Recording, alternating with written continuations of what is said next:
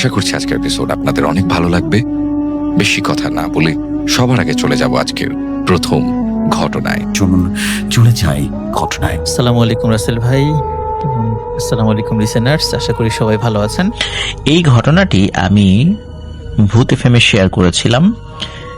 কত সালের কত তারিখে আমার ঠিক মনে নেই। আর এই ঘটনাটি আমি নিজেই সংগ্রহ করেছিলাম। এটি আমার নিজের যে জেলার, রাজবাড়ী জেলার। আর রাজবাড়ী জেলার খানখানাপুর নামক একটা জায়গা রয়েছে।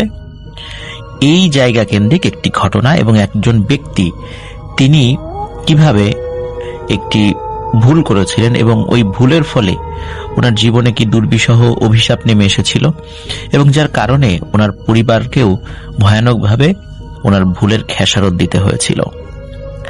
আর সেই ঘটনাটি এখন আপনাদেরকে শোনাতে যাচ্ছি প্রিয় লিসেনার্স। ঘটনাটির সময় 1992 সাল বা এর আশেপাশের একটি সময়, অনেক আগের ঘটনা।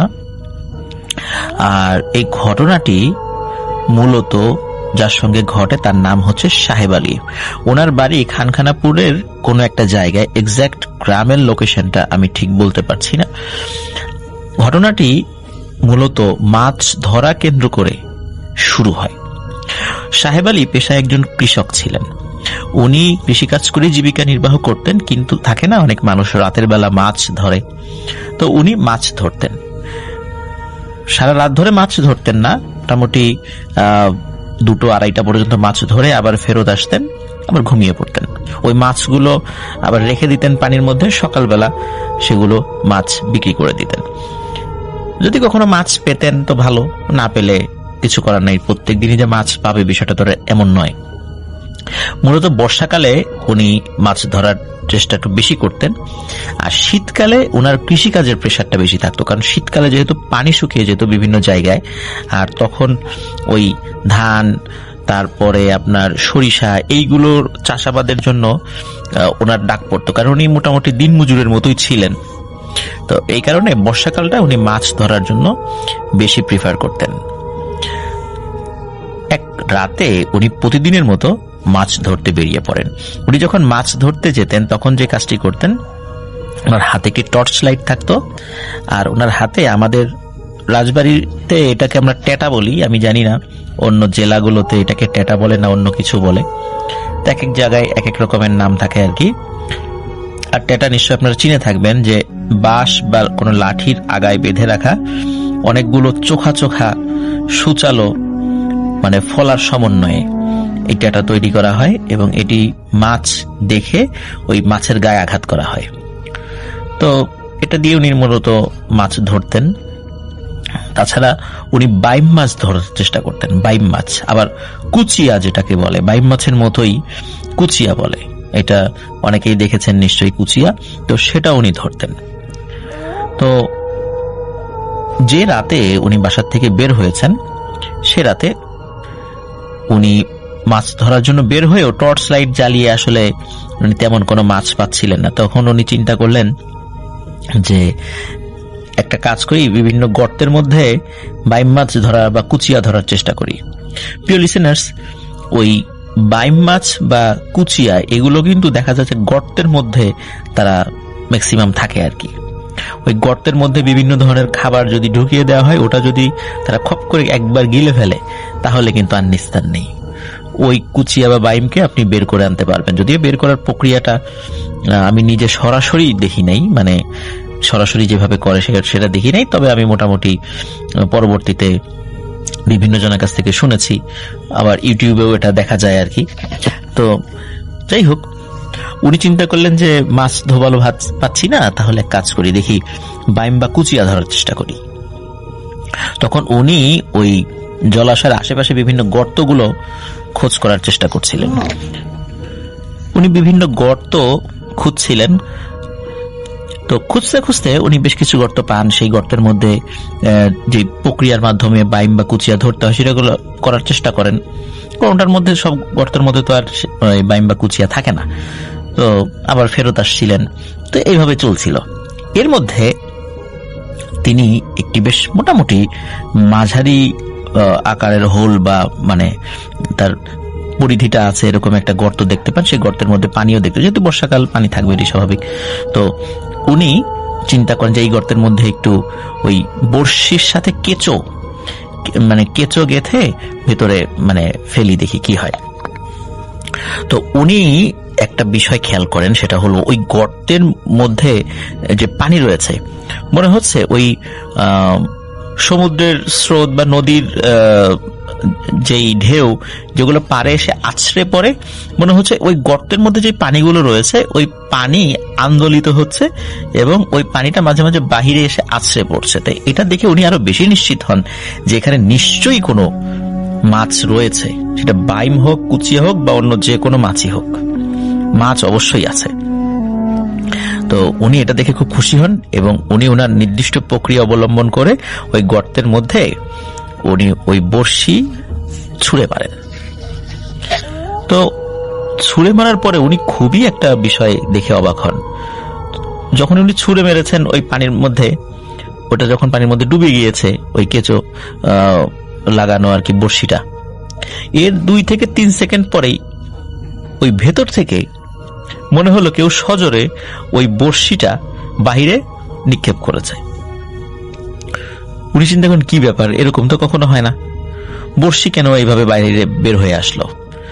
মাছ যদি খায় খাবে, না হলে ওরকমই থাকবে, কিন্তু বড়শি মনে হচ্ছে ভেতর থেকে কেউ ছুঁড়ে বাইরে ফেলে দিয়েছে। তো উনি চিন্তা করলেন যে নিশ্চয়ই ভেতরে আসলে কোনো মাছ আছে, যদিও এ ধরনের ঘটনা ঘটে না, কিন্তু অবশ্যই ভেতরে কিছু আছে। তো আবার ওই বড়শিটা ভেতরে ছুঁড়ে মারেন, তো আবার পানির নিচে তলিয়ে যায় সেটা ওই গর্তের মধ্যে। আবার কয়েক সেকেন্ড পরে ওই বড়শিটা আবারও কেউ বাইরে ছুঁড়ে মারে। উনি এবারও অবাক হন। এরকম 3 থেকে 4 বার এই ঘটনা ঘটে। 5 বার বা 6 বারের বার বড়শি আর ওই গর্ত থেকে বাহিরে আসে না। উনিও কিন্তু চেষ্টা চালিয়ে যাচ্ছিলেন। তো হঠাৎ করে ওই বড়শিতে তিনি টান অনুভব করেন, মনে হচ্ছে ভেতর থেকে কেউ ওই বড়শি ধরে টান দিয়েছে। ওই বাইম বা কুচিয়া যদি সেটা গিলে ফেলে তাহলে যে ধরনের টান অনুভূত হয়, কিন্তু ওনার কাছে মনে হচ্ছে যে স্বাভাবিকভাবে উনি যেভাবে বাইম বা কুচিয়া মাঝে মাঝে ধরেন, এবার গর্তের মধ্যে থেকে ওই টানের যেই জোর, এটা অনেক বেশি মনে হচ্ছে ওনার কাছে। তো উনি অনেকক্ষণ ধরে টানাটানি করেন, তো কিন্তু উনি কোনো সুরাহা করতে পারেন না, কোনোভাবেই উনি গর্তের ভিতর থেকে ওই বাইম বা কুচিয়াকে বের করে আনতে সক্ষম হন না। তখন উনি একটি পদ্ধতি অবলম্বন করেন। উনি জানতেন যে যদি এগুলো একবার গিলে ফেলে তাহলে কিন্তু সেগুলো সে নিজে তো আর মুখ থেকে সেটা বের করে ফেলতে পারবে না, সুতরাং সে কোথাও পালাতেও পারবে না।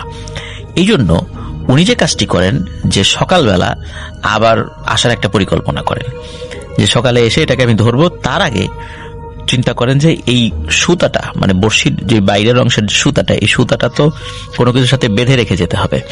উনি বড় একটা লাঠির সাথে ওই সুতাটা বাঁধেন, বাঁধার পরে গর্তের মুখের উপর আড়াআড়ি ভাবে রেখে দেন। কারণ হচ্ছে যে ওই যদি ভেতর থেকে টান দেয়, আড়াআড়ি ভাবে গর্তের মুখে ওই লাঠিটা আটকে যাবে, কিন্তু কোনোভাবেই ওই লাঠি নিয়ে তোর ভেতরে টেনে নিয়ে যেতে পারবে না ওই মাছ যেটা আছে বা বাইম মাছ বা কুচিয়া যেটাই আছে। তো উনি ওইভাবে রেখে চলে যান এবং সকাল সকাল উনি চিন্তা করেন যে সাথে ওনার ছেলে বা সাথে আরো পরিচিত কাউকে নিয়ে আসবেন। তো সকালবেলা সত্যি উনি আসেন, আসার পরে দেখেন ওই লাঠির জায়গায় পড়ে আছে, কিন্তু ওই সুতো ছেঁড়া, সুতো ছিঁড়ে ওই ভেতরে থাকা ওই জিনিসটি সে চলে গেছে। তো সবাই বিষয়টা খুবই স্বাভাবিকভাবে নিয়েছে। এই কারণ স্বাভাবিকভাবে নিয়েছে যে হয়তোবা খুব জোরাজুরি করার পরে ওই সুতোটা ছিঁড়ে গেছে, এটা হতেই পারে। কিন্তু এইখানে একটি লক্ষণ সবাই দেখে, সেটা হচ্ছে যদি ভেতরে থাকা ওই মাছটি খুব বেশি জোরাজুরি করে সুতোটা ছিঁড়ে ফেলে, বা ওই সুতো ওই নাইলনের ওই সুতাটা ছেঁড়ার জন্য যে ধরনের জোর প্রয়োজন হবে, তখন দেখা যাবে ওই লাঠিটা কিন্তু ওই গর্তের মুখে চাপ দেবে, যার ফলে গর্তের মুখে লাঠির আন্দোলন হওয়ার কোন একটা চিহ্ন থেকে যাবে। কিন্তু এরকম কিছুই নেই। তার মনে হচ্ছে যে কেউ খুব স্বাভাবিকভাবেই এটা ছিঁড়ে ফেলেছে। বিষয়টা খুবই মানে চিন্তার, কিন্তু বিষয়টা স্বাভাবিক, যেটা হতেই পারে। তো এই চিন্তা করে বিষয়টা নিয়ে আর কেউ মাথা ঘামাই নাই, সবাই যে যার মতো বাড়িতে চলে যায়। তো ওই দিন থেকেই এই মানে শাহেদ সাহেবের তার হাতে প্রচন্ড ব্যথা অনুভূত হচ্ছে, ডান হাতে। তো পরের দিন মানে ওই রাত্রে আর উনি কোনো কাজে যেতে পারেননি। পরের দিন উনি ঘুম থেকে উঠে দেখে ওনার হাতে এক ধরনের ফোড়ার মতো কিছু হয়েছে, এবং মানে মনে হচ্ছে খুব দ্রুত গতিতে সেটা বেড়ে যাচ্ছে। মাত্র 2-3 দিনের মধ্যে ওনার প্রায় কোনোই পর্যন্ত এই হাতের এই সমস্যাটা প্রায় কোনোই পর্যন্ত চলে আসে।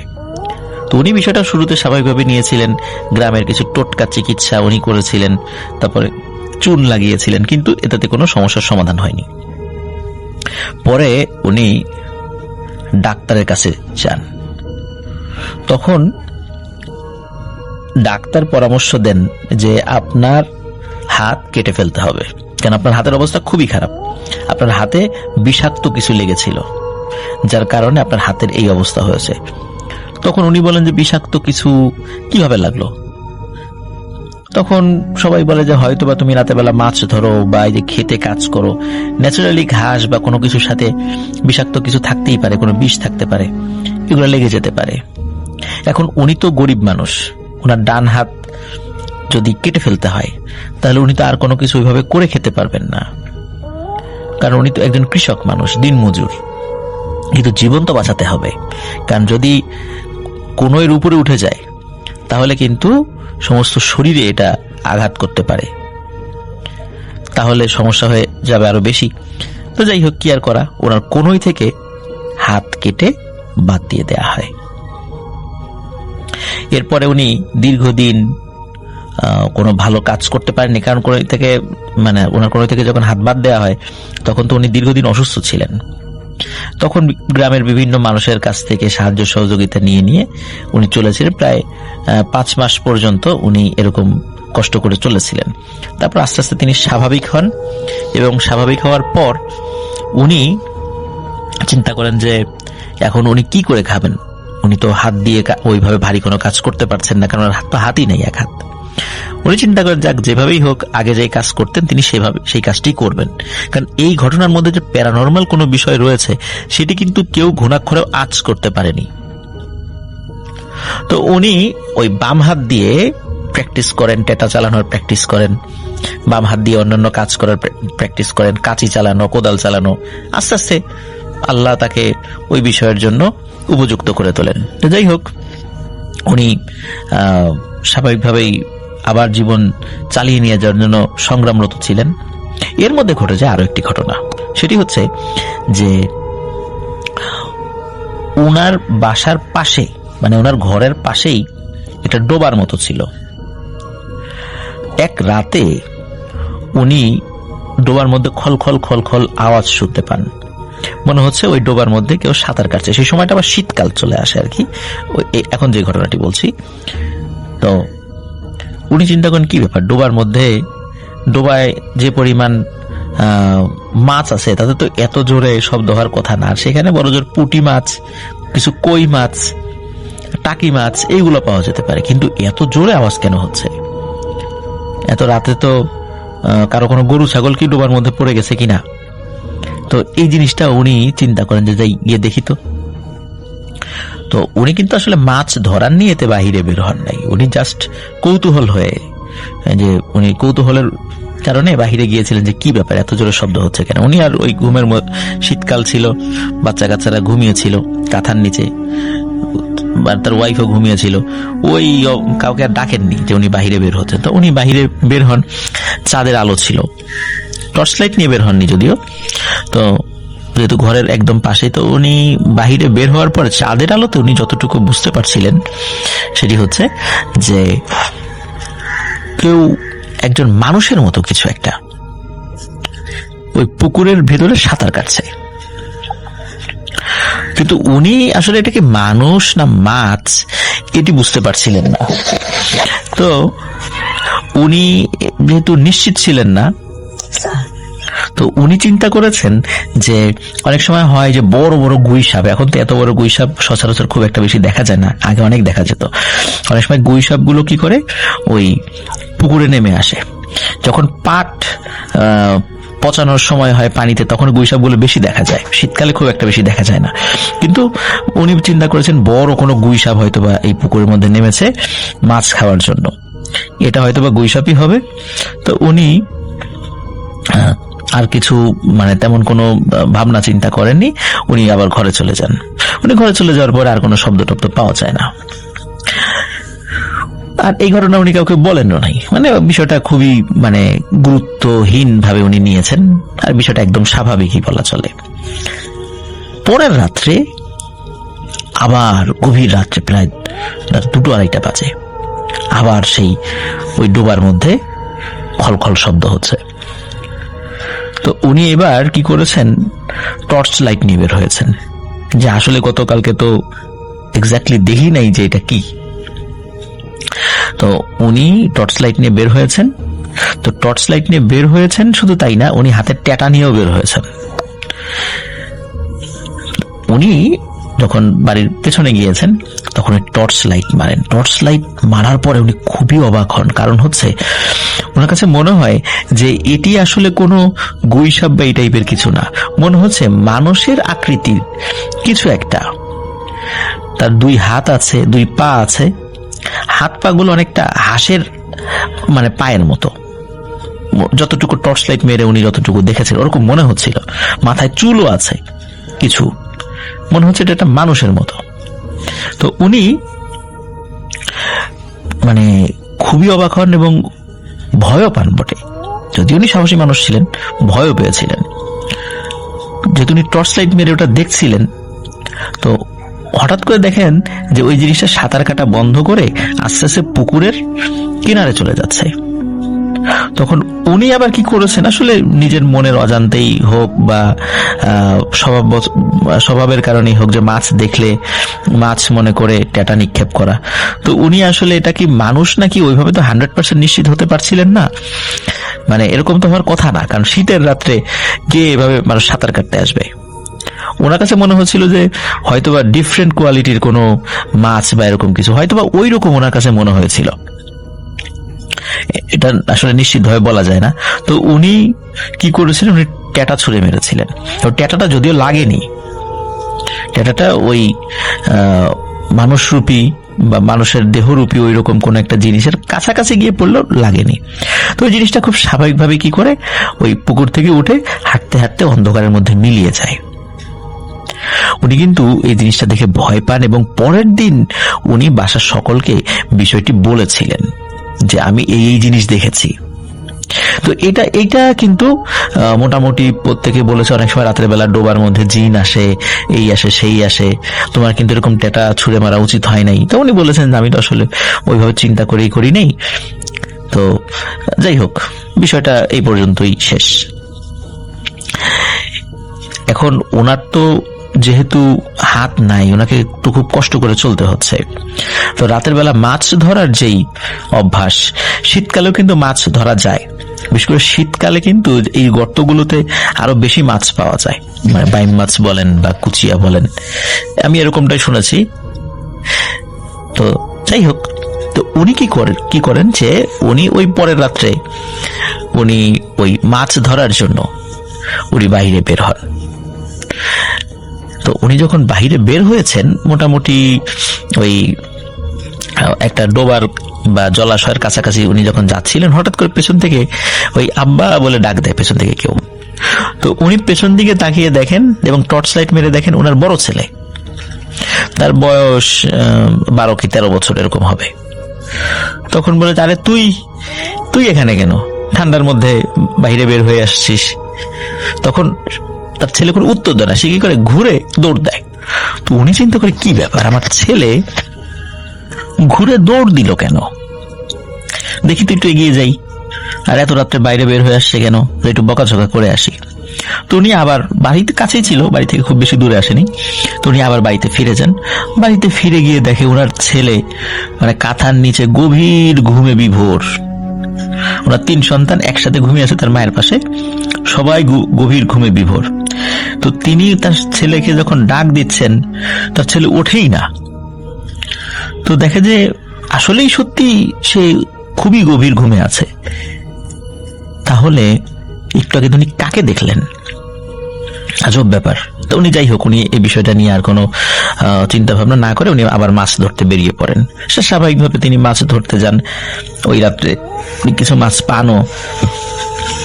পরের দিন মানে উনি তো অনেক সকাল সকাল বের হয়ে গেছেন, হঠাৎ করে ওই মাঠে যেখানে কাজ করতেছিলেন ওখানে খবর আসে যে সাহেব তোর ছেলেকে তো খুঁজে পাওয়া যাচ্ছে না নাকি। তো উনি শুনে বলে যে আরে কি বলে, আমি তো রাত্রে তাকে দেখে আসি, যদিও সকালবেলা তাড়াতাড়ি বের হয়ে আসছে, আমি খেয়াল করিনি। ছেলেকে খুঁজে পাওয়া যাচ্ছে না মানে? চারদিকে খোঁজাখুঁজি করার চেষ্টা করতে থাকে। খোঁজাখুঁজি করা হয়, কিন্তু এই বেলা 12টা-1টার দিকে ওই যে শাহেদের বাড়ির পেছনে যে একটা ডোবা ছিল, ওই ডোবাতে তার ছেলের লাশ ভেসে ওঠে। তার ছেলে কিন্তু 12-13 বছর বয়স হলেও সে কিন্তু খুব ভালো সাঁতার জানতো। ডোবাতে পড়ে তার মৃত্যু হওয়ার কথা নয়, স্বাভাবিক চিন্তায় আমাদের যেটা মনে হয় বা সেখানকার লোকজন যেটা মনে করেছিলেন। তার ডেড বডি দেখার পরে মনে হচ্ছিল তাকে খুবই বীভৎসভাবে হত্যা করা হয়েছে। কিন্তু এতটুকু বাচ্চাকে কে হত্যা করবে? শাহেদের সাথে কিন্তু আশেপাশের লোকের কোনো শত্রুতা ছিল না। কে এরকম কাজ করবে কারো মাথায় আসে না। যাই হোক, পুলিশ আসে। পুলিশ আসলে এটা অপমৃত্যুর মামলা হয়, কিন্তু কাউকে আসলে গ্রেফতার করতে পারে না, কারণ শাহেদ বলে যে আমার তো কাউকে সন্দেহ হয় না। পুলিশ কিছু কিছু মানুষকে জিজ্ঞাসাবাদ করলেও তাদের সম্পৃক্ততা খুঁজে পায়নি। তো এভাবেই ওনার বড় ছেলের মৃত্যু হয়। এই ঘটনার অল্প কিছুদিন পরে, মানে খুব বেশি দিন না, অল্প কিছুদিন, উনি আবার যখন মাছ ধরতে যাচ্ছিলেন রাতের বেলা, তখন আবার পেছন থেকে আব্বা বলে কেউ ডাক দেয়। উনি পেছন দিকে তাকিয়ে দেখেন ওনার দ্বিতীয় সন্তান, সে দাঁড়িয়ে আছে। তার বয়স 6-7 বছর এরকম। তো উনি টর্চ লাইট মেরে ওনার ছেলেকে দেখে, বলে কিরে তুই এখানে কেন? কিন্তু সে কোনো উত্তর না দিয়ে আবার পেছন দিকে ঘুরে দৌড় দেয়। তো উনি আবার পেছন পেছন যান যে দেখি ও আবার উঠে আসলো কেন। তো উনি বাড়িতে গিয়ে দেখে ওনার ছেলে ঘুমাচ্ছে। প্রিয় লিসেনার্স, এর পরের দিন ঠিক সেম ঘটনা ঘটে যেটি ওনার বড় ছেলের বেলায় হয়েছিল। ওনার বড় ছেলেকে সকাল থেকে খুঁজে পাওয়া যাচ্ছিল না। আবার প্রায় একই সময় দুপুরের আগে, মানে জোহরের আজানের আগে, সেই ডোবাতে তার মেজ ছেলের ডেড বডি ভেসে ওঠে। এবারও একই ঘটনা। এবারও পুলিশ আসে। এবারও কোনো সুরাহা হয় না যে আসলে কে এই ঘটনাটি ঘটিয়েছে। ওনার 2 সন্তানের খুব কাছাকাছি সময় মৃত্যুতে উনি খুবই বিমর্ষ হয়ে পড়েন, এবং এটা হওয়াটাই স্বাভাবিক। এর সপ্তাহখানেক পরে ওনার যেই একদম ছোট সন্তান, মেয়ে সন্তান ছিল যতটুকু আমি শুনেছি, সেই সন্তান কলেরা হয়ে মারা যায়। 3 সন্তানের এইভাবে দ্রুত মৃত্যু হওয়ার কারণে ওনার স্ত্রী মানসিকভাবে অনেকটাই ভেঙে পড়েন, অনেকটা ভারসাম্যহীন হয়ে পড়েন, অসুস্থ হয়ে পড়েন, এবং মাসখানেকের মধ্যে ওনার স্ত্রীও মারা যান। এভাবে অল্প কিছু দিনের মধ্যেই ওনার পরিবার একদম শেষ হয়ে যায়। উনি আসলে বুঝতে পারছিলেন না কেন এরকমটা হচ্ছে। কেউ কেউ পরামর্শ দিয়েছিলেন যে যেহেতু তুমি কিছু ভয়ঙ্কর জিনিস দেখেছিলা, ভালো কোনো হুজুরের কাছে যাও। তো উনি ভালো একজন হুজুরের কাছে যান, তার কাছে সব বিষয় খুলে বলেন। তো সেই হুজুর বেশ খানিকক্ষণ চুপচাপ থাকেন। উনি ওনার নির্দিষ্ট রিচুয়াল করেন, ওনার সাথে থাকা যে জিন, সেই জিনদের মাধ্যমে কিছু তথ্য সংগ্রহ করেন এবং বলেন যে শাহেদ, তুমি যখন মাছ ধরতে গিয়েছিলে বর্ষাকালে একটা গর্তের মধ্যে, যখন তুমি ওই বড়শি ফেলেছিলে, তখন ওই বড়শিটা বারবার বাহিরে বের হয়ে আসছিল। তোমার বোঝা উচিত ছিল যে স্বাভাবিক কোনো মাছ কিন্তু এইভাবে কোনো কাজ করতে পারে না। তো তুমি বারবার ওই গর্তের মধ্যে বড়শি ফেলেই যাচ্ছিলা, এবং তারপরে তুমি যখন দেখলা যে ওই বড়শিতে টান অনুভূত হচ্ছে, তুমি কি করলা? লাঠির সাথে সেটা বেঁধে রেখে গিয়েছিলা। পরের দিন সকালে সেটাকে উঠাবা বলে, কিন্তু পরের দিন সকালে গিয়ে কি তুমি সেটা পেয়েছো? বলে না, আমি তো যাই পাইনি। ওটা আসলে কোনো মাছ ছিল না, ওই গর্তের মধ্যে একটা জিন ছিল, তুমি বারবার তাকে ডিস্টার্ব করেছো এবং এই কারণে সে তোমার ক্ষতি করেছে। তারপর তোমার এতটুকু ক্ষতি করতো না যতটুকু পরবর্তীতে করেছে, কারণ হচ্ছে ওই পুকুরে যখন সে সাঁতার কাটছিল তখন তুমি তাকে ট্যাটা নিক্ষেপ করেছো। তোমার বোঝা উচিত ছিল রাতের বেলা এইভাবে কোনো মানুষ এই ঠান্ডার মধ্যে শীতকালে সাঁতার কাটবে না, তাও ওই পচা ডোবার মধ্যে। গ্রামে তো পুকুরের অভাব নেই, তোমার পচা ডোবাতে কেন এসে সাঁতার কাটবে? তুমি যখন দেখলা তার হাত পা অস্বাভাবিক রকমের, তুমি তার দিকে ট্যাটা মারছিলা কেন? এটা তো তুমি অন্যায় করছো। যদিও ট্যাটা তার গায়ে লাগেনি, কিন্তু সেই প্রতিশোধ হিসাবে তোমার পরিবারকে ওরা শেষ করে দিয়েছে। প্রিয় লিসেনার্স, আসলে উনি তো শুরুর দিকে বুঝতে পারেনি, তাহলে হয়তো সমস্যাটার সমাধান করা যেত কোনোভাবে, কিন্তু এই জিনিসটা না বুঝতে পারার কারণেই দেখা গিয়েছে যে ওই জিনেরা তারা হাতে এক ধরনের পয়জন সৃষ্টি করেছে, যার ফলে তার হাতটাও কেটে ফেলতে হয়েছে, পরবর্তীতে তার সন্তানদেরকেও হারাতে হয়েছে। তো এই ঘটনা থেকে প্রিয় লিসেনার্স আমরা একটা বিষয় শিক্ষা পাই, সেটি হচ্ছে যে যখন আমরা রাতের বেলা কোনো বিষয়, কোনো জায়গায় অস্বাভাবিক কোনো জিনিস দেখব, আমাদের পারতপক্ষে উচিত সেই জায়গা থেকে চলে আসা। আর একটা বিষয় হলো যে এই শাহিদের পরে কি হয়েছিল, পরিবার পরিজন হারিয়ে সে খুবই একাকিত্ব জীবনযাপন করছিল এবং আস্তে আস্তে সে নিজেও মানসিক ভারসাম্যহীন হয়ে পড়ে এবং সে একটা সময় পুরোপুরি পাগল হয়ে যায়। সে গরিব মানুষ ছিল, তার আত্মীয় স্বজন ওরকম ছিল না, থাকলে ওইভাবে খোঁজ খবর নিত না, তার চিকিৎসা আর কে করাবে? আর সে পাগল হয়ে গেলেও সে চুপচাপ থাকতো, একা একা কান্নাকাটি করতো, চুপচাপ থাকতো। মানুষ কেউ কিছু দিলে খেত, না হলে খেত না, তো এইভাবেই চলতো।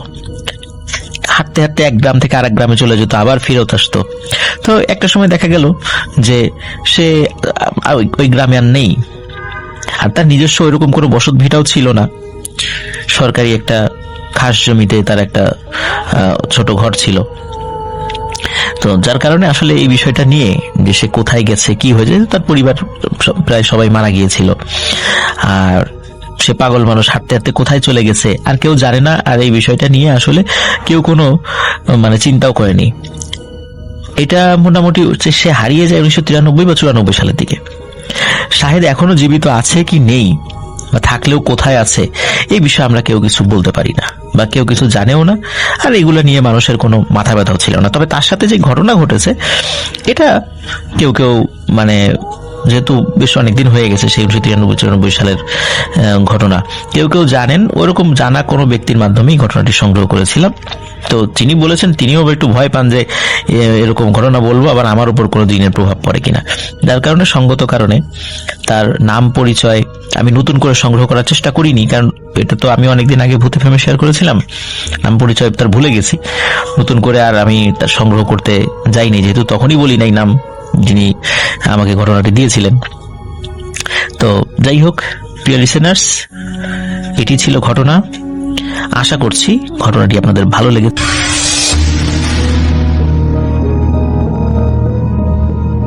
আমি কাজ করি হিথ্রো এয়ারপোর্টে। এখনকার হিথ্রো এয়ারপোর্ট কত সুন্দর, কত বড়, হাজার ধরনের প্লেন আসে এখানে, আসে যায়, এবং কত সুন্দর সিস্টেম।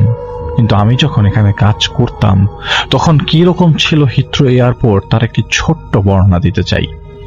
আমার জয়েন করার আগে আমার কলিগরা বলতো আগে নাকি এখানে ব্ল্যাকবোর্ডে লেখা হতো কোন প্লেন কখন আসবে, কখন নাগাদ যাবে, এবং কোন প্লেন কখন নাগাদ ফ্লাই করবে, সবকিছুই ব্ল্যাকবোর্ডে চকে লেখা থাকতো।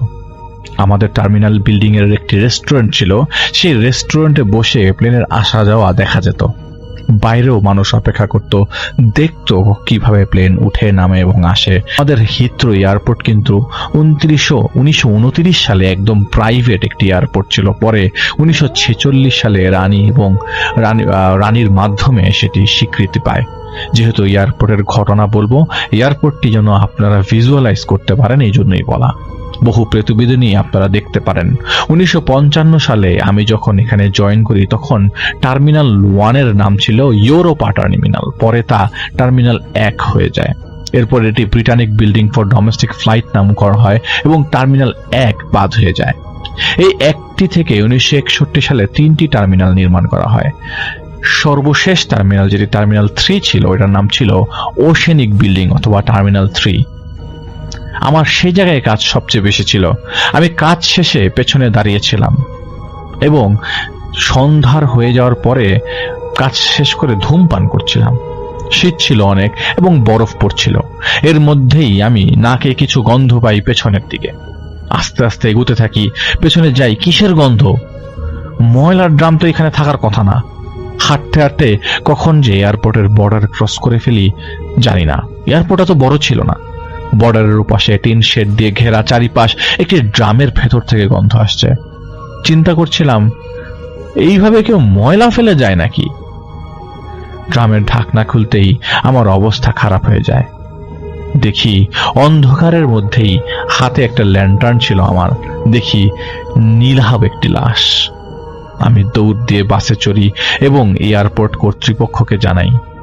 সবাই হাতে ল্যান্টার্ন নিয়ে যায় এবং এই লাশ দেখে হকচকিত হয়ে যায়। পুলিশ আসে, ইনভেস্টিগেশন অফিসার আসে এবং ভাগ্যক্রমে ইনভেস্টিগেশন অফিসার ছিল আমার পূর্ব পরিচিত, বলা যায় আমার কাজিন। সে নিয়ে যায়। আমার সেদিন হতে 1 মাসের ছুটি ছিল। আমি আমার কাজিনকে বললাম, আমাকে একটু জানিও কি হয়েছে, আমি আজকে থেকে ছুটিতে যাচ্ছি। আমার কাজিন আমাকে বলে, দেখো তুমি চাইলে আমার সাথে চলতে পারো, প্লাস তুমি যেহেতু দেখেছো তোমার স্টেটমেন্ট আমার লাগবে। আমি সাথে সাথে গেলাম, আমার স্টেটমেন্ট দিলাম এবং সেটা করোনার অফিসারের কাছে হস্তান্তর করা হয়। আমি সেদিন রাতের বেলা এই হালকা তুষারপাতের ভেতরে বাসায় চলে আসি। আমি আর অটোপসি করবে যেখানে সেখানে যাইনি। বাসায় আমি একা থাকতাম। বয়স অল্প এবং কান্ট্রি সাইডে থাকতেন আমার বাবা মা। আমি একা একা এখানে বাসা ভাড়া করে থাকতাম। রাতের বেলা শাওয়ার নেবার পর নিজের রুমে ঘুমোতে যাব। হাতে ছিল আমার পিৎজা, কিন্তু ঘুমোতে যাওয়ার সময় যে ড্রাম খোলার গন্ধ পেয়েছিলাম আমি সেই গন্ধ পাচ্ছি। কি যে বিশ্রী গন্ধ, আমার রুমে ভরে গেছে, কিন্তু ঠান্ডায় তা ম্লান হয়ে পাংশে হয়ে যাচ্ছে, তাও বোঝা যাচ্ছে।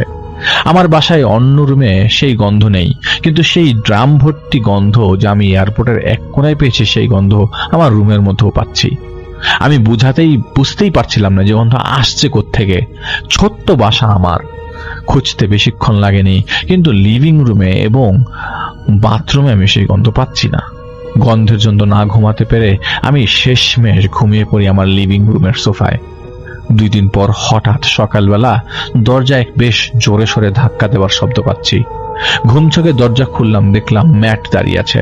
ও বাই দ্য ওয়ে, ইনভেস্টিগেশন অফিসারের নাম যে ম্যাট, সে আমার কাজিন হয়। আমি ওকে ওই দিন রাতের কথা বলে দিলাম যে ব্যাক করে বাসায় এসে আমি এরকম গন্ধ পেয়েছি। ও শুনে ধপাস করে মাটিতে পড়লো। বলল, সকালে পরের দিন অফিসার অটোপসি করার কথা, সে আমাদের বলে দিয়েছিল এটা মার্ডার কেস, তারপরও রিপোর্টের জন্য অপেক্ষা করতে। লাশটা রাখা ছিল যেখানে অটোপসি করা হয়েছিল, একটি শেষ করার পরে একটি স্ট্রেচারে রাখা ছিল। অথচ যেই লোক অটোপসি করে সে নাকি বাইরে থেকে এসে দেখে লাশ একটা কফিনের ভেতর, অথচ সেই রুমের ভেতর নাকি কোনো কফিন ছিল না, এমনকি দরজাও লাগানো ছিল না। শুধু একজন গার্ড ছিল যে বাইরে বসেছিল। যেহেতু গভর্নমেন্টের ইনভেস্টিগেশন, সেহেতু বাইরে গার্ড তো অবশ্যই থাকবে। সে বাইরের ছোট্ট একটি রুমে বসেছিল। এই কাহিনী তিনি কিছুই জানেন না, এবং এই কাহিনী কি অটোপসি যিনি করেছেন তিনি কিছুই বুঝতে পারছেন না। সেই ডাক্তারই কিনা কফিন আনলো বা আমাদের ভয় দেখাচ্ছে বা দেখাতে চাচ্ছে, জিনিসটা আসলে উদ্ঘাটন করা যাচ্ছিল না। ওই মুহূর্তে বিদ্যুৎ ছিল না, এটা হচ্ছে আসল ঘটনা। সে নিজেও অটোপসি করেছে ল্যান্টার্নের আলোয় এবং সে কোনো ওয়াইনও খায়নি সেদিন। সকালে লাশের কোনো ঠিকানা পাচ্ছিলাম না, তাই হাসপাতালে দিয়ে এসেছি। জানি না সেখানের কি অবস্থা, তবে হাসপাতালের ফ্রিজিং ঘরে রেখে আসার সময় ফ্রিজিং ঘরের ভেতরে যে কজন ছিলাম সেই কজন গন্ধ পাচ্ছিলাম, অথচ সেখানে গন্ধের কোনো চিহ্নই এই লাশ রাখার আগে ছিল না, কেউ পাত্তা দেয়নি। পরিশেষে তারা 4 জন, তার 4 বন্ধু ছিল, তারা 4 জন তার জানাজা পড়েছিল। এখন পর্যন্ত এরপর আর কোনোভাবেই সেটাই তারা দেখা যায়নি বা কিছু একটা। ঘটনাটা তারা 4 জন ছেলে সংশ্লিষ্ট, আর কেউই জানতো না।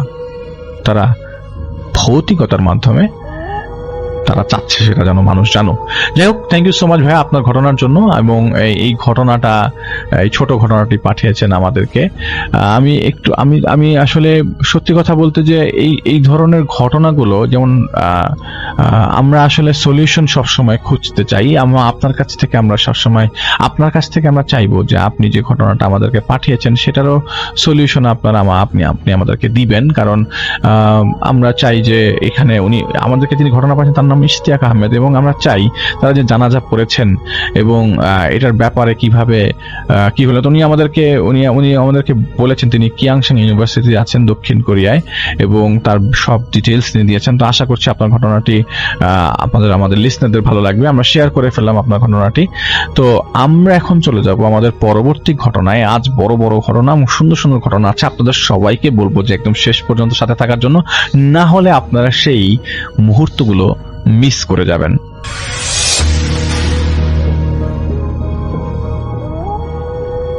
রোমান আহমেদের নানা বাড়ি হচ্ছে বৃহত্তর বরিশালের কোন একটা জায়গায়। তো সেখানেই এই ঘটনাটি প্রচলিত, ফোকলোর বলা যায় অথবা রুরাল লেজেন্ড এরকম কিছু বলা যায়। তো সেই ঘটনাটি রোমান শেয়ার করেছে আমাদের কাছে এবং আমাকে অনুরোধ করেছে আমার মতো করে আপনাদের কাছে প্রেজেন্ট করতে। তো আমি চলে যাচ্ছি রোমানের সেই ফোকলোরে বা লেজেন্ডে। রোমান নানাবাড়ি এলাকা বেশ পুরনো এবং সেই জায়গায় একজন বেশ প্রভাবশালী জমিদার সেটা শাসন করতেন ওই জায়গায়, এবং তার বেশ বড় একটা জমিদার বাড়ি ছিল। সেই জমিদারের টোটাল যে ল্যান্ড এরিয়া এটা অনেক দূর পর্যন্ত বিস্তৃত ছিল। এই ঘটনার সময়কাল আজ থেকে প্রায় 200 বছরের বেশি সময় আগের। তো তখনকার ঘটনা আমরা যখন শুনি কোনো জমিদার বাড়ি কেন্দ্রিক, তখন দেখা যায় জমিদার সম্পর্কে বিভিন্ন রকমের কথা শোনা যায় যে বেশ অত্যাচারী ছিল ইত্যাদি ইত্যাদি এরকম। তো এখানে এই জমিদারের নাকি সেরকম কোনো মানে দুর্নাম ছিল না। তিনি নাকি বেশ ভালো ছিলেন, তার যারা প্রজা ছিল তাদের সাথে বেশ ভালো ছিলেন, খুব সদাচার করতেন এবং তিনি ওই খাজনার জন্য কষ্ট দিতেন না, এরকম ছিলেন না তিনি। এছাড়াও অনেক জনহিতকর কাজ করতেন। হ্যাঁ, আর সে সময়কার যে জায়গা সেখানে কিন্তু বন বাঁধার যে ঠাসা ছিল, তো সেখানে ওই যে ল্যান্ড ক্লিয়ার করে সেই জায়গা তৈরি করে সেখানে ফসল আবাদ হতো। তিনি নাকি যথেষ্ট মানে সাহায্য করতেন মানুষকে তার লোকজন দিয়ে ইত্যাদি করে। তো যাই হোক, এইভাবেই জমিদার তার সেই শাসন এলাকা চালাতেন আর কি।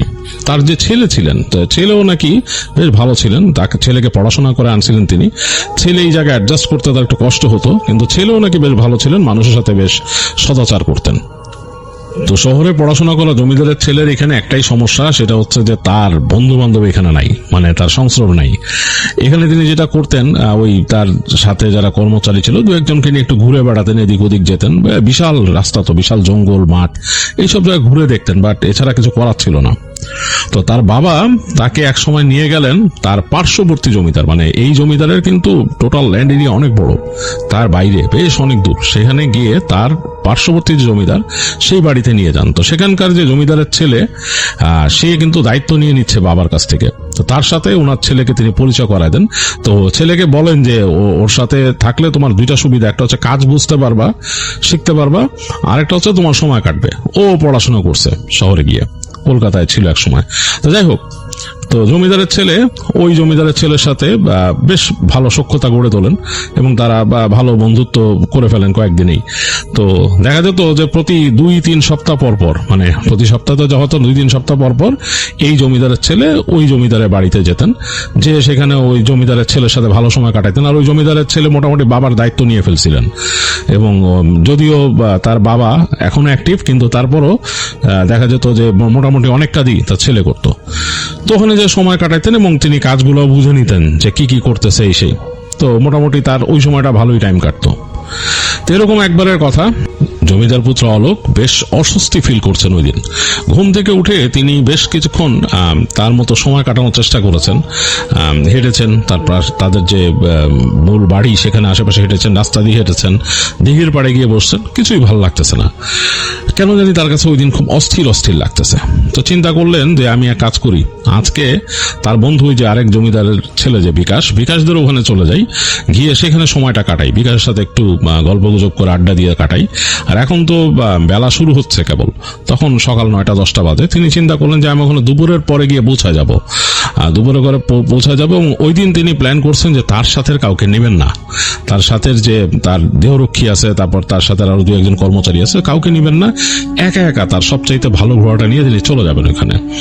আর তার বাবাকেও তিনি এখন জানাবেন না, যাওয়ার পথে বলে যাবেন, কারণ বাবাকে না বলে কোথাও যেতেন না। তো এই চিন্তা করে অলোক তাড়াতাড়ি ঘরে আসলেন এবং নিজের মতো রেডি হয়ে আস্তে করে বের হয়ে আসছেন। এসে তিনি চিন্তা করছেন যে বাবার কাছে আগে যাবেন নাকি আগে দেখবেন ঘোড়ার কি অবস্থা। এগুলো চিন্তা করতে করতে একসময় চিন্তা করলেন যে বাবার কাছে যাবেন, মানে আগেই যান। তো তিনি গিয়ে তার বাবাকে পেলেন তার ঘরে। তো সেখানে আস্তে করে কাশি দিলেন, নক করলেন, বাবা বেরোলো, বললো যে কি ব্যাপার। তো বলছে যে আমি একটু বিকাশদের ওখানে যাচ্ছি। তো বলছে এখন এই সকালবেলা? বলে যে হ্যাঁ এখনই যাচ্ছি, কারণ আমি তো আবার আস্তে আস্তে সন্ধ্যা হয়ে যাবে। বলে আচ্ছা যাও। তো বলে যে আমাকে আর এইভাবে বলার কি আছে? তো বলছে যে না, আমি বলতে আসছি আপনাকে যে আমি একা যাব, আমি কাউকে নিচ্ছি না সাথে, কারণ আমার ভাল লাগে না, সবসময় মানুষজন নিয়ে ঘুরতে ভাল লাগে না। তো জমিদার সাহেব তিনি একটু বেশ চিন্তায় পড়লেন যে ছেলেকে একা এরকম যেতে দিবেন, যদিও তিনি জানেন যে তার এলাকায় তার তেমন কোনো শত্রু নাই, মানে তাকে ওইভাবে অপছন্দ করে এরকম কেউ নাই যে তার ছেলের ক্ষতি হবে বা কিছু। আর তার যেখানে যাচ্ছেন সেটাও তার বন্ধু, মানে জমিদার। তো সুতরাং তিনি অতটাই দেখলেন না, মানে কোনো বিপদ বা কিছু দেখলেন না। তিনি বললেন আচ্ছা যাও, অসুবিধা নেই, ছেলেকে ছেড়ে দিলেন। তো অলোক বাবার কাছ থেকে পারমিশন পেয়ে খুব খুশি, মানে সে যাবে এটা সে আগেই ডিসিশন নিয়েছিল। তো সে বেরোয় এসে তার রাস্তা বলে গিয়ে তার যে সবচেয়ে ভালো ঘোড়া ছিল, সাদা রঙের একটা ঘোড়া, সেটার কাছে চলে গেলেন। তো সেটার মাথায় হাত বুলিয়ে নিজেই খুলে নিলেন তাকে এবং নিয়ে বেরিয়ে এলেন। রাস্তা বলে ছেলেটা বলতেছে যে হুজুর আপনি কি কোথাও যাচ্ছেন? বলে হ্যাঁ যাচ্ছি, আসবো আবার। তাই বলে তিনি উঠে বসলেন ঘোড়াতে এবং ঘোড়া ছুটিয়ে বের হয়ে গেলেন।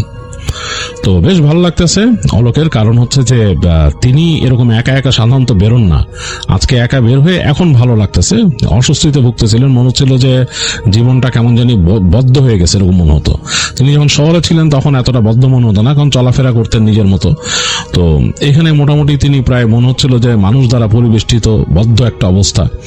তো আজকে একা একা বের হয়ে বেশ ভালো লাগতেছে। তো তিনি ঘোড়া ছোটায় যাচ্ছেন, তিনি রাস্তা চেনেন কোন রাস্তা দিয়ে যেতে হয়, এবং রাস্তা খুব সুন্দর, মানে মাটির রাস্তা এবং দুই পাশে গাছগাছালি। অনেক জায়গায় অনেক দূর যাওয়ার পর খালি হয়ে গেছে, ওখানে দেখা যাচ্ছে ক্ষেত ফসলের মাঠ, সেখানে কৃষকরা কাজ করতেছে। এবং অনেক কৃষক তাকে দেখে তাকালো, দূর থেকে তাকায় আছে, কারণ তারা দেখতেছে যে এরকম রাস্তা দিয়ে যাচ্ছে এবং এটা যে জমিদারের ছেলে তারা চিনতে পারছেন তার কাপড় দেখে, তার ঘোড়া দেখে। তো অনেকেই এরকম তাকায় আছে। তো তার কাছে এটা বেশ অস্বস্তি লাগে। তিনি মনে করেন যে আমি যদি একটু নির্দ্বিধায় চলাফেরা করতে পারতাম, যেখানে আমাকে কেউ নোটিস করতো না, এটা তিনি ভাবতেছেন। তো অলোক এরকম ভাবতে ভাবতে এগিয়ে যাচ্ছেন। আর মাঝে মাঝে অনেকগুলো মানুষ যখন একসাথে দাঁড়ায় তাকে হাত উঁচু করে তাকিয়ে দেখাচ্ছেন। তো তিনি এরকম হাত উঁচা করে তাদের সাথে কুশল বিনিময় করে যাচ্ছেন সামনে। তো যেতে যেতে এক সময় দেখলেন যে বেশ খোলা জায়গায় চলে আসছে। এখানে দেখা যাচ্ছে যে এক দূরে নদী বেঁকে গেছে এবং সূর্যের আলো এসে পড়ছে নদীতে, এবং মেঘের ফাঁক দিয়ে স্কাইলিক করে, মানে সেই সূর্যের আলোর তীক্ষ্ণ রেখা এসে পড়তেছে বর্ষার মতো পানির মধ্যে, এবং পানি দিক থেকে মানে কলকল করে বয়ে যাচ্ছে। অনেক ভালো লাগে তার কাছে। এবং সেই নদীর ওই পাশে দেখা যাচ্ছে গাছ গাছালি, কিছু জায়গায় বড় বড় ঘাস হয়ে গেছে, সেগুলো বাতাসে উঠতেছে। তো খুব ভালো লাগে অলোকের। সেই প্রকৃতি দেখতে দেখতে এগিয়ে যেতে থাকে। একটা স্বস্তি তার কাছে যে এই নদী তাকে পার হতে হবে না, কারণ এই নদী গেছে এই রাস্তার সাথে প্যারালাল ভাবে গেছে। তো যদিও এই রাস্তার সামনে গিয়ে বেশ ঘন বনের মধ্যে ঢুকে গেছে, কারণ নদীর এখন ওই পাশে বন আর এই পাশে রাস্তা, তার পাশে ফসলের মাঠ। সামনে গিয়ে দেখা গেছে তার এই সাইডেও বিশাল বন শুরু হয়েছে, মানে লিটারালি রাস্তাটা ঢুকে গেছে বনে, এবং তার বাঁয়েও বন আর ডান দিকে বেশ কিছু গাছগাছালির পর নদী, আর তার ওই পাশে বন, মানে বেশ বড় একটা জঙ্গলের মতো। মানুষ সাধারণত কোনো সমস্যায় পড়ে না এখানে, তাদের এই জায়গায় ওরকম রেকর্ড নাই। বন্য পশু কিছু আছে, অবশ্যই আছে। তো তাদের যে দপ্তরের যে কোষাধ্যক্ষ ছিল তার বাবার দপ্তরের প্রণব বাবু, তিনি তাকে বলছেন অতীতে আসার সময় এখান দিয়ে যে এই জায়গাটা বেশ রহস্যময়। তো তিনি বলছেন কি, বলছে এখানে প্রেত আছে। তো এটা শুনে অলোকের কাছে একটু অবাক লাগছিল, এখানে প্রেত আছে? বলে হ্যাঁ, অনেক অনেক ভয়ঙ্কর প্রেত, মানুষ মাঝে মাঝে এগুলো দেখা পায়, আবার তাদেরকে না ঘাটালে তারা কিছু বলে না। তো তার কাছে বেশ রহস্যময় মনে হয়েছিল ব্যাপারটা অলোকের, সেইটা গা করে নেই। কিন্তু আজকে যখন একা যাচ্ছে, ওই বোনের কথা চিন্তা হতে একটু মাথায় টেনশন চলে আসলো যে ওই জায়গাটা পার হতে হবে একা একা। তো যাই হোক, এরকম চলতে চলতে একসময় আসলেই দেখলো যে রোদ বাড়ছে, বেলা বেড়ে গেছে, আর সে ওই বনের কাছাকাছি চলে আসছে। দেখতে পাচ্ছে দূরে যে গাছগাছালি এরকম বাতাসে নড়তেছে, গাছের উঁচু উঁচু ডালগুলো এরকম এরকম নড়তেছে, যেখান থেকে রাস্তাটা বনে ঢোকা শুরু করছে। তো যাই হোক, এক সময় ঘোড়া নিয়ে ঢুকে গেল অলোক সেখানে, এবং ওই বনের ভেতরে মানে যেখান থেকে রাস্তাটা গেছে ওই জায়গাটা বেশ ছায়া ছায়া। এই ছায়ার কারণ হচ্ছে দুই পাশে বেশ উঁচু উঁচু গাছ, বেশ উঁচু গাছ, মাথার অনেক উপরে। সেখানে সেই গাছের ডালপালাগুলো ওখানে পাতলা হয়ে গেছে, মানে হালকা হালকা ডালপালা, আর সেগুলোর মধ্যে পাতাগুলো বাতাসে তিত্তির করে কাঁপতেছে, ডালগুলো নুয়ে নুয়ে যাচ্ছে খানিকটা, আর সেই শব্দটা শব্দ তরঙ্গের মতো ছড়া যাচ্ছে পুরো জায়গায়। মানে একটা সুন্দর শব্দ হচ্ছে, সর করে একটা সুন্দর শব্দ হচ্ছে। এটা বেশ ভালো লাগতেছে এবং ছায়াটাও বেশ এনজয় করতেছে অলোক। কিন্তু এই জায়গায় যে জনমানবহীন একটা অবস্থা, এটা যেন তার কাছে কেমন লাগতেছে, একটু ভয়ও লাগতেছে যে সামনে না আবার কোথায় কোন বন্য পশু বের হয়ে আসে। বাঘের কথা প্রচলিত আছে, মানে এখন তাদের এলাকায় ওইভাবে সে শোনে নাই যে বাঘ কাউকে আক্রমণ করছে, কিন্তু বেরোতে তো পারেই। তখনকার সময় কিন্তু এগুলো হতো, বাঘ হরিণ এগুলো নিয়ে চিন্তা আছে। যাই হোক, তারপরও সে এগিয়ে যাচ্ছে, একেবারে নীরব দেখে ভয় লাগতেছে, গা কাটা দিচ্ছে। এদিকে তাদের সেই প্রণব বাবুর বলা সেই প্রেতের কাহিনী, ভূতের কাহিনী মনে পড়তেছে, যে এখানে প্রেত আছে, ভূত আছে, এগুলো শুনে। তো যাই হোক, এরকম এগিয়ে যেতে যেতে হঠাৎ দেখে দূরে, অনেক দূরে দেখা যাচ্ছে কি জানি আসতেছে, এদিকে আসতেছে। তো ভালো মতন দেখার চেষ্টা করলো সে, চলতে চলতে হঠাৎ দেখলো যে হ্যাঁ, আরো দৃষ্টিগোচর হলো মানে একটা গাড়ি আসতেছে, দুইটা ষাঁড় হেঁটে আসতেছে। দেখলো যে হ্যাঁ, 2 ষাঁড়ে টানা একটা গাড়ি, এবং সেটার পেছনে মাটির অনেক জিনিসপত্র কোনো কুমার নিয়ে আসতেছে, কুমারের লোকজন। তো দেখলো যে হ্যাঁ, ওখানে 2 জন মানুষ বসা, ওই ষাঁড়ের গাড়ি টেনে ওই মাটির জিনিসপত্র বয়ে আনতেছে। তো তাকে দেখে তো তারা খুব অবাক, ওই ষাঁড়ের গাড়ির লোকজন, মানে জমিদার এখান থেকে যাচ্ছে, মানে তিনিও তো জমিদার আর কি। তো তাকে দেখে তাড়াতাড়ি তারা ওই যে করলো, মানে তাদের নমস্কার করলো হাত তুলে, এবং তিনিও তাদের হাত তুলে উত্তর দিলেন। তো তারপর তারা পার হয়ে গেল, এক সময় তিনিও যাচ্ছেন। তো তারা পার হয়ে যাওয়ার পর অনেকক্ষণ কিছুই দেখলেন না, তিনি চলছেন তো চলছেন, জঙ্গলের মধ্যে পাখির শব্দ, নীরবতার মধ্যে পোকামাকড়ের ডাক, এগুলো দেখতে দেখতে এক সময় তিনি বের হয়ে আসলেন আবার সেই ফসলের মাঠ। যাই হোক, চলতে চলতে এক সময় তিনি সেই তার বন্ধু বিকাশদের জমিদারি এলাকায় প্রবেশ করলেন, এবং সেখানেও তিনি বেশ ঘোড়া ছুটিয়ে চললেন, থামাইলেন না। তখন কিন্তু অলরেডি দুপুর গড়ায় গেছে, বিকেলের দিক হয়ে গেছে। তো চলতে চলতে চিন্তা করতেছেন যে আমি যে কিভাবে ফিরে আসবো, নাকি আমার আজকে থাকতেই হয়, এটা ভাবতেছেন তিনি। তো চলতে চলতে এক সময় তিনি বিকাশদের চলে আসলেন বাড়িতে। তো তাকে দেখে তো বিকাশ খুব অবাক, এবং সে একা আসছে দেখে আরো অবাক। সে নিজেই দৌড়ে আসলো, এসে বললো কি অবস্থা। যাই হোক, তার ঘোড়া টোড়া রাখার ব্যবস্থা করলেন, তাকে নিয়ে গেলেন, যে খাওয়া দাওয়া হলো বেশি। তো খুব খুশি বিকাশ, খুব খুশি যে এরকম অলোক চলে আসছে। তো বলছে যে একা একা কেন আসলা, একা আসাটা তো ঠিক হয় নাই। হ্যাঁ, এরকম রাস্তায় কত বিপদ আপদ, মানে কি বিপদ আপদ, আমাদের তেমন কোনো শত্রু নাই, আর তোমাদেরও মনে হয় এখানে তেমন কোনো শত্রু নাই, তোমরা তো ভালোই এখানে চালাও, আর আমি তো তোমাদের গেস্ট, তো সুতরাং আমাকে সবাই ভালোই জানবে, খারাপ জানার কথা না।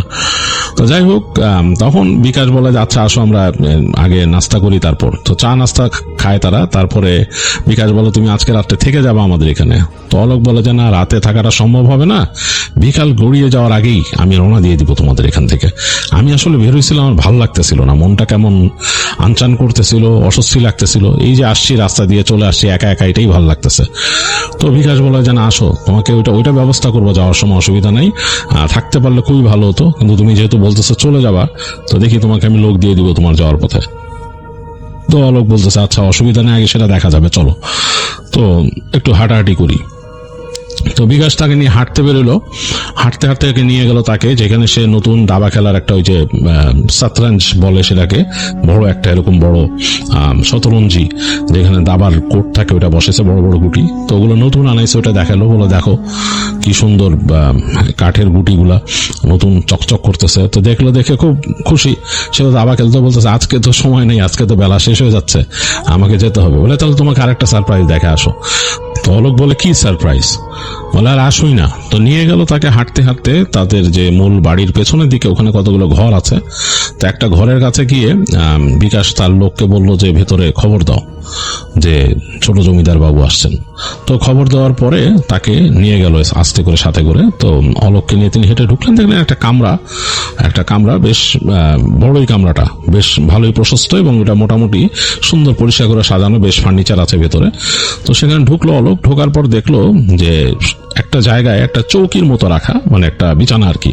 তো সেটার উপরে একটা মহিলা বসা, মানে একটা মেয়ে মানুষ, বুঝতে পারছেন তিনি, মাথার মধ্যে কাপড় দিয়ে ঢেকে বসা, মানে মাথা ঢেকে রাখছে। তার পাশে কয়েকটা আরো মেয়ে মানুষ বসা, এবং তারা ওইভাবে মাথা ঢাকা না, কিন্তু তারাও কেমন জানি তার সামনে নিচু হয়ে আছে এবং মাথা নিচু করে কি কি বলতেছে এরকম।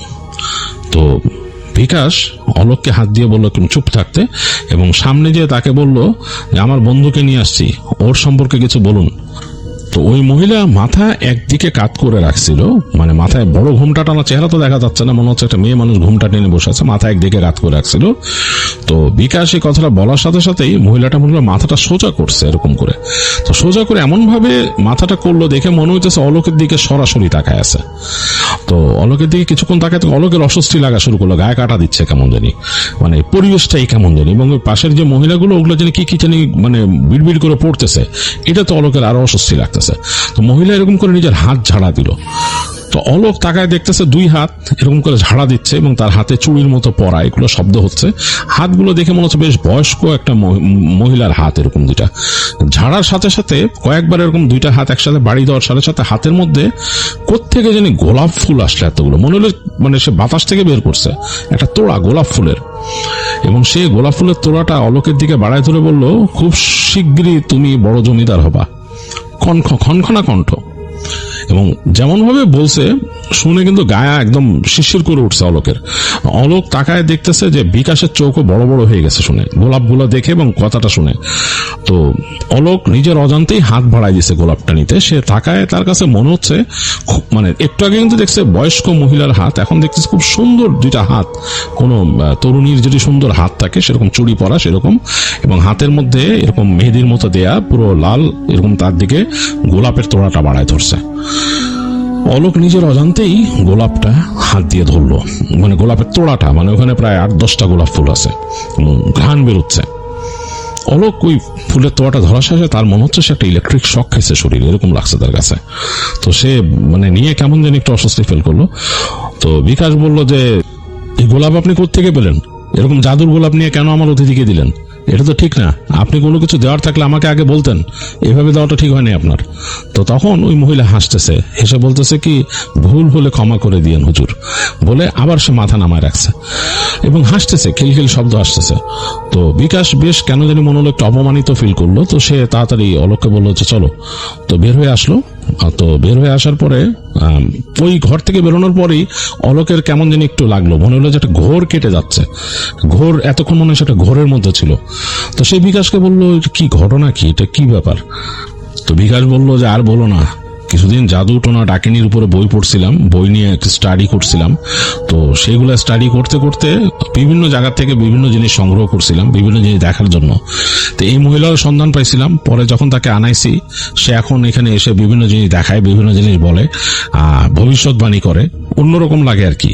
তো আজকে মানে তো একদম অবাক করা কাণ্ড করলো। তোমাকে ফুলটা দিল কোত্থেকে দেখছো? বাতাস থেকে এনে দিল পুরা, আমি কিন্তু ফুলটা দেখি নাই আশেপাশে, কোনো কথা নাই, তোমাকে এনে দিল।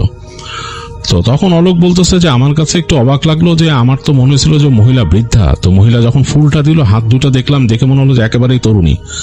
তো তখন বিকাশ বলছে হ্যাঁ আমিও তো সেরকমই দেখলাম, আমার কাছে খুবই অন্যরকম লাগলো। এইরকম জিনিস কিন্তু সে এর আগে করে নাই, আজকে তুমি আসার পর করলো। তো তখন অলোক বললো যে যা ভাই আজকে চলে যাই, আমার আজকে আর সময় নাই, আমাকে যেতে হবে, অলরেডি তো বিকাল পড়ে যাচ্ছে দেখো। তো বিকাশ বললো যে আমি তোমার সাথে লোক দিয়ে দিই, দুইজন একেবারে তোমার ওখানে পৌঁছে দেবে, তোমার ওখানে থাকবে রাতে, এবং তারপর তারা চলে আসবে। তো অলোক বলতেছে তার আর প্রয়োজন নাই, আমি যেহেতু আসতে পারছি আমি যেতেও পারবো একা, কোনো অসুবিধা নেই, একটু অন্ধকার হয়ে গেলেই বাকি। তো বিকাশ বলছে না সেটা তার হয় না, তুমি আসো আগে, আমার ইসে আসো, বৈঠকখানে আসো, ওখান থেকে আমি মানুষ ঠিক করে দিচ্ছি, ওরা যাবে তোমার সাথে। তো যাই হোক তারা আসলো, অলোক আর বিকাশ তাদের বৈঠকখানে। ওখানে বসতে বসতেই দেখলো যে তাদের একজন লোক অলোকের ঘোড়াটাকে নিয়ে আসছে তৈরি করে, ওইটাকে খাওয়া দাওয়া রেডি করে রাখছিল। তো ওইটা আসছে, অলোক নেমে আসলো ওখান থেকে এবং দেখলো একটু পরে দুইজন লোকও আসছে ঘোড়ায় করে, বিকাশের লোক, তারা এসে দাঁড়াইছে। তো অলোক তার ঘোড়ার কাছে যেতেই দেখলো ঘোড়া খানিকটা অসহিষ্ণু হয়ে গেছে তাকে দেখে, মানে সে কিন্তু তার মালিকের সাথে খুব ভালো টিউন্ড, কিন্তু এইবার সে অলোককে দেখে জানি কেমন করতেছে, ছটফট করতেছে কেমন জানি। তো অলোক মানে তাকে ঘাড়ে হাত বুলাই দিল, কিন্তু দেখলো যে না তার মানে ঠিক হচ্ছে, ছটফট করতেছে। তো সে আর কিছু না করে অগত্যা ঘোড়ায় উঠে বসলো এবং তার হাতে সেই গোলাপের তোড়াটা আছে। গোলাপের তোড়াটা বেশ সুন্দর, তার কাছে বেশ ভালো লাগছে, এটা ফেলতে পারতেছে না সে, বা রেখেও যেতে পারতেছে না, খুব সুন্দর ঘ্রাণ ছড়াচ্ছে, কেন জানি তার একটা আকর্ষণ হয়ে গেছে এটার প্রতি। আর ঘোড়াটা মনে হচ্ছে একটা অস্বস্তি ফিল করছে, সে যে গোলাপের তোড়াটা হাতে নিয়েছে সেটা যে সেরকম নাকের কাছে নিল, ঘোড়াটা মনে হলো আরো অস্বস্তি ফিল করতেছে, কেমন ঘর ঘর করতেছে। তো যাই হোক, বিকাশও একটু অবাক হয়ে তাকালো ঘোড়ার আচরণ দেখে। তারপর অলোক বলল, আচ্ছা ঠিক আছে বন্ধু, বিদায় নিচ্ছি, দেখা হবে বলে রওনা দিয়ে দিল। বিকাশও হাত নাড়লো, চলা শুরু করলো ঘোড়া। তাদের ঘোড়া চলছে ফিরতি পথ ধরে, আগে চলছে অলোক এবং তার পেছনেই সেই দুইজন ঘোড়সওয়ার যারা বিকাশের লোক। তো বেলা কিন্তু পড়ে যাচ্ছে, সূর্য ডুবুডুবু করতেছে এবং দেখা যাচ্ছে যে জঙ্গলের গাছপালার মাথায় সূর্য ডুবে যাচ্ছে, নেমে যাচ্ছে। তো ওই দুইজন নিজেদের মধ্যে নিচু স্বরে কথা বলতেছে, তো সব কথাগুলো বুঝতেছে না অলোক। আর সে তো তাদের সাথে আসলে গল্প করার মতো না, বা কি গল্প করবে সেরকম কোনো সাবজেক্টও নাই তার কথা বলার, যদিও সে বেশ ওপেন মাইন্ডেড মানুষ, কথা বলতে কোনো সমস্যা নাই তার। যাই হোক, সূর্য এরকম নামতে নামতে গাছপালার আড়ালে চলে গেল এবং তখনই তারা ওই জঙ্গলের দিকে ঢোকা শুরু করলো। গাছপালা মানে বাড়তেছে দুই পাশে। তো এক সময় গাছপালা বাড়তে বাড়তে বেশ ডেন্সড হয়ে গেল এবং এখন আর দিনের আলো দেখা যাচ্ছে না, অন্ধকার, আলো আধারি, মানে হালকা আলো আছে গাছের ফাঁক দিয়ে আসে, আর বাকি জায়গাটা অন্ধকার কিন্তু এর মধ্যে দিয়ে চলতেছে। এবং এই যে বিকেলের সময় যে এক ধরনের পোকার ডাক, এগুলো শুরু হয়ে গেছে জঙ্গলের মধ্যে। তো পেছনে দুজন বলল অলোককে যে, হুজুর আমরা কি লণ্ঠন জানবো? তাদের ঘোড়ার মধ্যে লণ্ঠনের জ্বালানোর মতো ব্যবস্থা আছে, ঝোলানোর। অলোক বলল, জ্বালাও, যদি সম্ভব হয় জ্বালিয়ে নাও। তো তখন তিনিও থামলেন আর ওই দুজন নেমে লণ্ঠন জ্বালানো ঘোড়ায়। তো তখন তারা আস্তে করে ঘোড়া সামনে এনে বলল যে, হুজুর আমরা একজন সামনে থাকি, একজন পেছনে থাকি। অলোক বলল, অলোকের কাছে কেমন একটু অস্বস্তি লাগে ব্যাপারটা। সে বলল, তোমরা দুজনই সামনে চলে যাও, আমি তোমাদের পেছনে পেছনে আসতেছি, কোনো অসুবিধা নেই, তোমাদের এই লণ্ঠনের আলোয় আমি পথটা দেখতে পাবো, কোনো সমস্যা হবে না। তো তারা দুইজন লণ্ঠন জেলে নিল, ঘোড়ার দুই পাশে এরকম ঝুলানো এরকম লণ্ঠনের মতো, সেগুলো জেলে তারা সামনে চলে গেল দুইজনই, এবং মানে মোটামুটি একটা ক্লোজ ডিস্টেন্স রাখলো অলোকের সাথে। আর অলোকও তাদের ফলো করে করে পেছনে যাচ্ছে। এই লণ্ঠনের আলো, হালকা আলো পড়তেছে বনের মধ্যে, অন্ধকার, এবং ওই যে আলো, ওই আশেপাশের যে আকাশের আলো ছিল ওইটা অনেকটা প্রায় নিভে গেছে এরকম, সেটা প্রায় নিভে গেছে। এই লণ্ঠনের আলো যতটুকু যাচ্ছে ততটুকু রাস্তা দেখা যাচ্ছে। আর অলোক ওই আলো দেখে দেখে তাদের সাথে সাথে চলতেছে। তার হাতে সেই গোলাপের সেই ইটা আছে এখনো, সেই তাকে যে তোড়া দিছে গোলাপের, সেটা, সেখান থেকে একটা ঘ্রাণ ছুটতেছে এবং ঘ্রাণটা কেমন যে নেশা ধারানো, মনে হচ্ছে অলোকের মাঝে মাঝে মাথা ধরে যাচ্ছে এরকম। তো এই অবস্থায় চলতে চলতে অনেক দূর তারা চলে আসছে। এখন অলোক ওদের সাথে তার কথা বলে না, তারাও দেখতেছে নিচু স্বরে আগে কথা বলতেছিল, এখন আর বলতেছে না, তারা চুপচাপ এগিয়ে যাচ্ছে। মনে হচ্ছে তারা কেন যেন ভীত। আর অন্ধকার যত বাড়তেছে মনে হচ্ছে বনের মধ্যে নিশাচর যে পোকা মাকড়, এগুলোর ডাকগুলা বেড়ে যাচ্ছে বেশ। তো বেশ খানিকটা চলার পর হঠাৎ করে দূর থেকে একটা ডাক শোনা গেল, কেমন জানি একটা ডাক, অদ্ভুত ডাক। এই ডাকের সাথে অলোক পরিচিত না। দেখলো, অলোক খেয়াল করলো যে সামনের দুজন বেশ অবাক হয়ে দুজন দুজনের দিকে তাকালো, মনে হয় বেশ ভীত, চেহারা পাংশু হয়ে গেছে এরকম। তো তারপরও তারা কিছু বলা চলতেছে। তো অলোক বুঝতে পারলো তাদের হাত কাঁপতেছে হালকা হালকা। এরপর আবার ওই ডাকটা শুনলো, এইবার একটু ঘুরে আসছে এদিক দিয়ে। তো বুঝলো যে তারা বেশ ভয় পেয়ে গেছে, এবং খুব অবাক করা কাণ্ড যে অলোক দেখলো তাদের ঘোড়াগুলা কেমন যেন অস্থির, তার নিজের ঘোড়াও কেমন অস্থির হয়ে গেছে, কেমন জানি জোরে জোরে শ্বাস ফেলতেছে, কেমন করতেছে। তো অলোক তার ঘোড়ার পিঠে হাত রাখলো, একটু শান্ত করার চেষ্টা করলো, এবং ওই দুজনও, অলোক বুঝতে পারছে যে এরা কাঁপতেছে ভয়, এরা যেতে চাচ্ছে না সামনে। মানে অলোক যদি না থাকতো তাদের পেছনে, তাহলে তারা হয়তো এখান থেকে চলে যেত, সামনে আর বাড়তো না। তো এই অবস্থায় দূরে একটা চিৎকারের মতো শব্দ শোনা গেল, একদম তীক্ষ্ণ একটা চিৎকার। এই চিৎকারের শব্দটা মনে হচ্ছে মানুষ যদি চিৎকার করে কোনোভাবে, সেরকমই। তো অলোকের কাছেও কেমন যেন বুকের মধ্যে কাঁপন ধরলো চিৎকারটা শুনে। তো দেখলো যে সামনের দুইজন লিটারেলি মনে হচ্ছে কাঁপতেছে, এরকম লাগলো তার কাছে, যে দুইজন লোক তাকে অ্যাকম্পানি করে নিয়ে যেত, তারা মনে কাঁপতেছে। আর এই সময় আস্তে আস্তে কুয়াশা ছাওয়া শুরু করলো গাছপালার ফাঁক দিয়ে। এই মানে পুরো সিনারিওটাই বেশ ভয়ঙ্কর। আর ওই দুজন যারা বসে আছে, ওরা দুজন মনে হচ্ছে ভয়ে পাংশু হয়ে যাচ্ছে। তো অলোক চিন্তা করলো ওদের একটু সাহস দেওয়া দরকার। অলোক একটু সামনে চলে আসলো, এসে বললো যে, কি কোনো সমস্যা, তোমরা ভয় পাচ্ছ কোনো কারণে? বলে, না হুজুর, এগুলো একটু অন্যরকম, মানে এখন আমরা যেরকম দেখতেছি গাছপালার মধ্যে জঙ্গলের রাস্তা এরকম থাকে না, মানে এরকম কুয়াশাচ্ছন্ন হয়ে যায় না হঠাৎ। আর ওই যে চিৎকার শুনছেন, চিৎকারটা আসলে আমাদের এখানে বলে যে এখানকার প্রেত যদি ডাকে জঙ্গলে সেরকম। তো তখন অলোক হেসে দেয়, হেসে দিয়ে বলে কি যে এরকম কিছু না, চলো তোমরা, এটা কোনো প্রাণী হবে ডাকতেছে এরকম। তো যাই হোক, তাদেরকে একটু মানে শান্ত করার চেষ্টা করছে অলোক। এর মধ্যে দেখলো যে কুয়াশা আরো ভারী হয়ে যাচ্ছে, বেশ ভারী হচ্ছে। চলতে চলতে বেশ সামনে আসার পর দেখলো যে কুয়াশায় সামনের কিছুই দেখা যাচ্ছে না। তাদের যে লণ্ঠনের আলো বেশ খানিকটা মানে জায়গা কেমন জানি লালচে করে ফেলছে, আর তারপর কিছু দেখা যাচ্ছে না, সামনে তো দেখাই যাচ্ছে না, এরকম একটা অবস্থা। তো চলতে চলতে হঠাৎ তারা একটা জায়গায় আসলো, ওইখানে উপরের মানে আকাশটা একটু ফাঁকা বের হয়েছে, সেখান থেকে হালকা চাঁদের আলো পড়ছে। ওইখানে হঠাৎ করে অলোক দেখলো যে সামনে কেউ একজন বসে আছে দূরে, রাস্তার উপরে বসা, মনে হচ্ছে যে সাদা রঙের কিছু একটা বসা। তো সামনের যে ঘোড়সওয়ার দুজন ছিল ওরা বেশ ভয় পেয়ে গেছে, কিন্তু চলতে চলতে আর একটু সামনে চলে গেছে। চলতে চলতে যখন আরেকটু সামনে আসে তখন দেখলো সামনে একটা মহিলা বসা মনে হচ্ছে। অলোকের কাছে মনে হলো সে যে ওই যে মহিলাটাকে বসা দেখছিল বিকাশের ওখানে, সেই মহিলাটা এখানে বসা, এবং ওই জায়গায় কুয়াশাটা খানিকটা মানে ফিকে হয়ে গেছে, এবং ওই যে তার যে ঘুমটা দিয়ে ঢেকে রাখছে মাথা সেরকম। তো ওই ঘোড়সওয়ার দুজন ওই মহিলাটাকে বসা দেখেই তাদের ঘোড়াগুলোর দুই পা উঠায় দিল একদম, এবং ভেসা রব করলো, মানে চি করে ডাক দিল। ডাক দিয়ে দুইটা ঘোড়া ছেড়ে দৌড় দিল, মনে হলো যে ঘুরে দুই পাশের দিকে বের হয়ে গেল। অলোক একটু অবাক হয়ে গেছে, অলোকের ঘোড়াও কিন্তু বেশ মাথা নাড়া শুরু করলো এবং পা খোটা শুরু করলো, আর সামনে যাবে না সে, সেরকম করতেছে। তো অলোক অবাক হয়ে গেল যে ব্যাপারটা কি। অলোক তার ঘোড়াকে শান্ত হতে বলতেছে, এবং ওই দুজনের দিকে তাকায় দেখলো যে তারা দুজন নাই, ছুটে চলে যাচ্ছে, তাদের ঘোড়ার খুরের শব্দ পাওয়া যাচ্ছে, আলো ধীরে ধীরে তাকে ছেড়ে চলে যাচ্ছে। যেহেতু লণ্ঠন গুলা ওই ঘোড়ায় ছিল, সে অন্ধকারের মধ্যে পড়ে গেছে। ওই ফাঁকা জায়গাটার মধ্যে যতটুকু চাঁদের আলো আছে ততটুকু যতটুকু দেখা যাচ্ছে, মহিলাটাকে সে দেখতে পাচ্ছে যে মহিলাটা ওখানে বসে আছে চাঁদের আলোতে হালকা, এবং সেই সাদা রঙের কাপড় পরা, মাথাটা ঢাকা অনেকখানি, আর তার ঘোড়া মানে অন্যরকম আচরণ করতেছে, মানে একদম পা ছুটতেছে, মনে হচ্ছে সে ফেলে দিবে এক সময় ঝাড়া দিয়ে। অলোকের মাঝে ফিল হচ্ছে, কারণ সে তো তার ঘোড়াকে চেনে, মনে হচ্ছে অলোককে সে ফেলে দিবে পিঠ থেকে, এরকম একটা অবস্থা। তো অলোক হঠাৎ করে তার হাতের এই গোলাপ ফুলগুলোর দিকে তার নজর আসলো, যে মনে হলো যে এটা থেকে বেশ তীক্ষ্ণ ঘ্রাণ বেরোতেছে। সে কি করবে, সে তাকায় দেখলো যে গোলাপগুলো এই চাঁদের আলোতে লাল থেকে কালো হয়ে গেল, মানে কালচে হয়ে গেল, এবং মনে হলো মারা গেলে যেরকম হয় ফুলগুলো, যেমন কয়েকদিন ফুলদানিতে রাখলে যেরকম মারা যায় সেভাবে এরকম করে নেতায় গেল একসাথে। এবং তখন মনে হলো যে সামনের মহিলাটা হাসলো, কেক কেক কেক কেক করে একটা হাসি দিল। তো অলোক রাগের চোটে ফুলের তোড়াটা ছুঁড়ে মারলো ওইদিকে, তো ওইটা মাটিতে ছপ করে পড়লো, আর তার ঘোড়াটা প্রচন্ড শব্দে চিহি করে দুই পা উঁচা করে তাকে ফেলে দিল পিঠের থেকে। অলোক ঘোড়া থেকে পড়ে গেল এবং সে বুঝতে পারলো না, কয়েক সেকেন্ডের মধ্যে সে পড়ছে। সে ভালো ঘোড়া চালায়, কিন্তু কয়েক সেকেন্ডের মধ্যে সে ঘোড়ার পিঠ থেকে পড়ে গেছে। তো ঘোড়ার পিঠ থেকে সে যখন পড়ে গেছে, পড়ে যে সে বোঝার চেষ্টা করতেছে যে আমি কোথায় পড়লাম, সে তাকায় দেখতেছে তার ঘোড়া ছুটে একদিকে চলে গেল, আর সামনে ওই মহিলা উঠে দাঁড়াইছে, তার হাতের মধ্যে কিছু একটা এরকম, সে বুঝতে পারছে না এটা কি। দেখে অনেকটা মনে হচ্ছে কোনো বেল যদি থাকে, বেল, সেরকম বেলের মতো।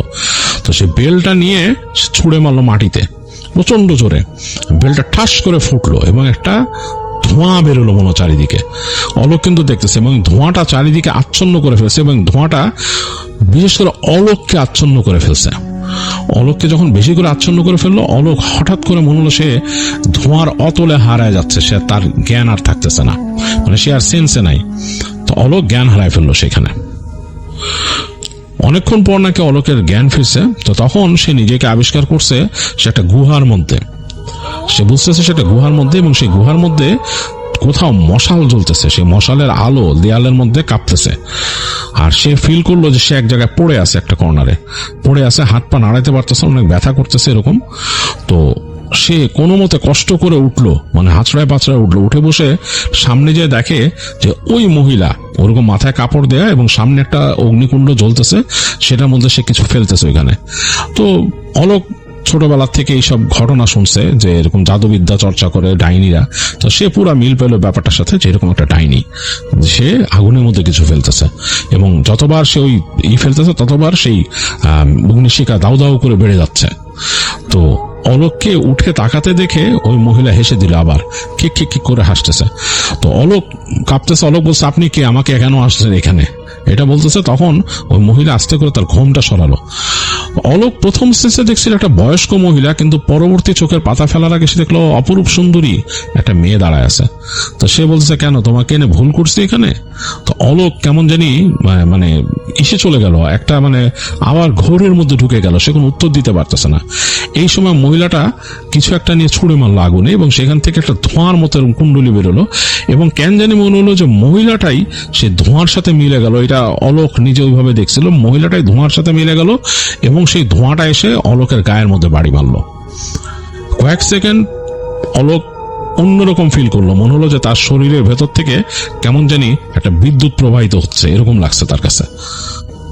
2 সেকেন্ড সে ওরকম ছিল, তারপর সে জ্ঞান হারায় ফেললো। তো তারপর যখন অলোকের জ্ঞান ফিরছে, সে দেখতেছে সে একটা গুহার, এরকম একটা গুহার গেটের কাছে, মানে একটা গুহার মুখের কাছে পড়ে আছে, পেছনে অন্ধকার, কটু একটা কেমন গন্ধ আসতেছে, আর সে বাইরে তাকায় দেখতেছে তার ঘোড়াটা দাঁড়ায় আছে। তো সে আস্তে আস্তে হেঁটে হেঁটে কষ্ট করে ঘোড়ার কাছে গেল উঠে, এবং ঘোড়াটা তাকে নেয়ার জন্য রেডি, সেরকম শব্দ করতেছে। তো ঘোড়ার পিঠে উঠলো সে, এবং ঘোড়া ছুট লাগালো নিজের থেকে। অলোক বসে আছে এবং ঘোড়া ছুটছে, এবং খুব দুর্বার গতিতে ঘোড়া ছুটতেছে। সে ঘোড়ার পিঠের মধ্যে হাত দিয়ে বুঝতে পারলো যে ঘোড়ার শরীর আগের থেকে বেশি উষ্ণ, গরম কেমন জানি, এবং ঘোড়া ঘড়ঘড় ঘড়ঘড় করতেছে। তো অলোক তাকায় দেখলো তার ঘোড়ার চোখটা, কালো চোখটা কেমন জানি কালোর মধ্যে চকচক করতেছে, এবং সে তার কাছে মনে হলো সে ঘোড়ার হৃদস্পন্দন বুঝতে পারতেছে। তার মধ্যে নিজের, অলোক বুঝতে পারতেছে তার নিজের মধ্যে আরেকটা সত্তা আছে, এবং সে নিজে সব ভাবতেছে না, মানে নিজে একাই ভাবতেছে না, সে অন্য কোনো ভাবনাও ভাবতেছে, মানে তার মধ্যে আরেকটা সত্তা, আরেকজনের সত্তা সে উপলব্ধি করতে পারতেছে। যাই হোক, অলোকের ঘোড়া তাকে ছুটায় একসময় তাদের প্রাসাদে নিয়ে আসলো, মানে তাদের যে বিল্ডিং, সেটা এই যে বড় ফসলের মাঠ, জঙ্গল পার হয়ে, সব পার হয়ে তাদের বাসায় নিয়ে আসলো। তো সে তাদের প্রাসাদে এসে দেখতেছে তাদের বাসা, মানে প্রাসাদের মধ্যে আলো জ্বলতেছে বেশ, এবং মনে হচ্ছে খুব সবাই খুব বরিড, মানে বেশ একটা এখানে চলতেছে আর কি, কথাবার্তা, মানুষের মধ্যে একটা ব্যস্ততা। তো অলোকের ঘোড়া আসতে দেখে দেখালো যে কয়েকজন খুব হয়ে গেল, তারা দৌড় দিয়ে ভিতরে চলে গেল। তো অলোকের বাবাকে খবর দিবে মনে হয়। তো অলোক ঘোড়া রাখলো, ঘোড়া রেখে সে নামলো। সে নিজের ভিতরে খুব একটা স্ট্রেংথ, খুব একটা শক্তি ফিল করছে, স্ট্রেংথ, মনে হচ্ছে সে খুব শক্তিশালী, এবং খুব রাগ, জিদ এবং অহংকার তার ভেতরে সে নিজে ফিল করতেছে। তার মনে হচ্ছে তার অনেক অহংকার, তার অনেক রাগ, সবাই অনেক ক্ষুদ্র তার সামনে।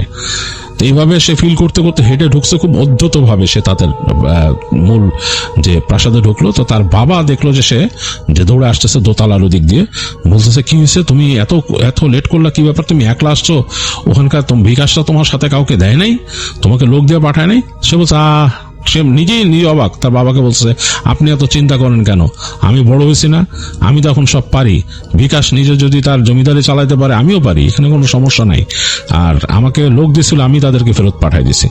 তো নিজেই আবার চিন্তা করলো যে সে একটা মিথ্যে কথা বললো, আর নিজেই চিন্তা করতেছে তার মাঝখানের যে স্মৃতিগুলো সেগুলো আমাদের ধূসর হয়ে গেছে। তো সে নিজে কিন্তু একটা মিথ্যা কথা বলছে, সে বুঝতে পারতেছে কেন বললো সেটাও সে বুঝতেছে না। তো তখন জমিদার সাহেব একটু লাভসেট হলো, তার ছেলের এরকম আচরণ সে দেখে নাই। বলছে, কি তুমি ঠিক আছো? তো তিনি বলছে, হ্যাঁ আমি ঠিক আছে, অসুবিধা নাই, চিন্তা করো না। তাই বলে সে হেঁটে চলে গেল ওইখান থেকে, তার ঘরে গেল, এবং সে একটা দীর্ঘ ঘুম দিছে অলোক, দীর্ঘ ঘুম, এবং ঘুমের মধ্যে অনেক কিছু স্বপ্নে দেখছে সে। এই স্বপ্নের মধ্যে সেই মূল মানুষটাই তার আশেপাশে আসা যাওয়া করছে, যে সেটা হচ্ছে সেই বিকাশের ওখানে দেখা সেই মানে সেই জাদুকর মহিলাটা, মানে ডাইনি, সেটাই। এবং তার সাথে বিভিন্ন রকম কথাবার্তা বলতেছে, তার সাথে বন্ধুর মতো আচরণ করতেছে, তার রুমে বসা, এরকম অনেক কিছু স্বপ্নে দেখছে সে। তো পরদিন ঘুম থেকে ওঠার পর থেকে অলোক নিজের মধ্যে একটা পরিবর্তন ফিল করা শুরু করে। তার নিজের কাছে নিজেকে অনেক শক্তিশালী মনে হয় যে সে খুব শক্তিশালী, সবাই তার থেকে খুব ছোট, এবং নিজের মধ্যে অনেক অহংকার বোধ করতে থাকে সে, এবং তার কাছে মনে হয় সে সবকিছু পারবে। তার মনে হয় তাকে খুব ডিপ্রেসড করে রাখা হয়েছে। তো সে ঘুম থেকে উঠেই, মানে দিনের বেলায় হেঁটে তার বাবার কাছে যায়, যে বলে যে আমাকে আপনি এখানের দায়িত্ব দেন না কেন, আপনি আমাকে দায়িত্ব দিবেন, আমি দায়িত্ব নিব, আমি তো জমিদার পরবর্তী। তো তার বাবা অবাক হয় যে ছেলে তো এরকম বলতো না কখনো। তো তার বাবা বলে, আচ্ছা ঠিক আছে, আমি তোমাকে সবকিছুতে আস্তে আস্তে শেখানো শুরু করবো। তখন অলোক বলে যে, না আস্তে আস্তে না, সব আমাকে এখনই শেখাবেন, আমাকে আজকের থেকে বসাবেন, এরকম বলে। তো তার বাবা তার উপর রাগ করে বলে যে, তুমি অতিরিক্ত করতেছো, এরকম ভাবে তোমার এই অ্যাপ্রোচ আমি চাই না, তুমি আমার সামনে থেকে যাও, বলে তাকে সরায় দেন। তো সে যখন সরে যায়, অলোক মানে সে ফিল করে যে তার বাবা তাকে মানে দায়িত্ব দিতে চাচ্ছে না, অলোক এটা ফিল করে, এবং সে নাকি মনে মনে তার বাবার উপরে অনেক রাগ হয়ে যায় এবং রাগটা বাড়তে থাকে। তো মানে খুব সে ক্ষুব্ধ হতে থাকে এবং তার ভিতরে, তার বুকের ভেতরে কেমন যেন একটা ক্ষুব্ধ ভাব তৈরি হয়। তো সারাদিনই সে এটা নিয়ে ভাবতে থাকে সে কিভাবে এখানকার রাজত্ব পাবে, এখানকার জমিদারের মূল দায়িত্ব সে পাবে, এটা নিয়ে সে ভাবতে থাকে এবং সে সারা বাড়ির মধ্যে ছটফট করতে থাকে, এদিক যায় ওদিক যায়। তো এরকম করতে থাকে। সন্ধ্যার পরে সে হাঁটতে হাঁটতে তাদের একদম পেছনের দিকের যে বিল্ডিংটা সেখানে চলে যায়। তো ওই জায়গাতে সাধারণত তাদের ওই তার বাবা বিচার আচার এগুলো বসাইতো, ওখানে বিচার আচার হতো আর কি। তো ওখান থেকে হাঁটতেছে, হঠাৎ করে সে শব্দ পায় যে ওই যে তাদের যে ওখানকার যে বিচারালয়ের যে মূল কামরাটা তার পাশে ছপ ছপ ছপ ছপ ছপ ছপ করে নুপুরের শব্দ হচ্ছে। তো সে ওখানে হেঁটে যায়, কিসের শব্দ, তো দেখে হাসি, মানে কেউ একজন হাসতেছে, মেলি কণ্ঠে হাসতেছে এবং মনে হচ্ছে তার সাথে দুষ্টুমি করতেছে। তো সে চিন্তা করে কে, হেঁটে হেঁটে যায়, কোন নারী, তাদের এখানে এরকম কোনো মেয়ে থাকার কথা না। তো সে হাঁটতে হাঁটতে ওই হাসির শব্দ ধরে ধরে যায়। তো ওই পাশে একটা শাস্তি দেওয়ার ঘর ছিল, তার বাবা সেখানে শাস্তি দিত, মানে যারা এখানে বিচারে দোষী প্রমাণিত হতো তাদেরকে শাস্তি দেওয়া হতো, এখানে সব রকম শাস্তিরই ব্যবস্থা ছিল আর কি। তো সেই শাস্তির যে ঘরটা সেটার কাছে এসে শব্দ পায় যে ওইটার ভেতর থেকে হাসতেছে কোনো নারী কণ্ঠ। তো অলোক আস্তে আস্তে হেঁটে যায়, গিয়ে দরজা হালকা চাপ দেয়া, দরজাটা খুলে যায়। তো দরজা খোলার পরে অলোকের কাছে মনে হয় ওই ঘরের ভেতরে আর কারো প্রেজেন্স আছে।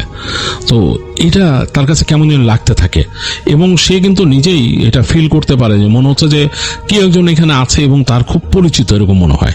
তখন সে ঘরের কর্নার থেকে একটা কণ্ঠ শুনতে পায়, একদম সেই কণ্ঠ, যেই কণ্ঠটা সে শুনছিল বিকাশের ওখানে, সেই যে জাদুকর নারীর কণ্ঠটা। এবং তার কাছে মনে হয় যে কণ্ঠটা খুব মধুর, তাকে বলতেছে যে তুমি যা চাচ্ছ তা তো পাচ্ছ না, তুমি কি তা পেতে চাও?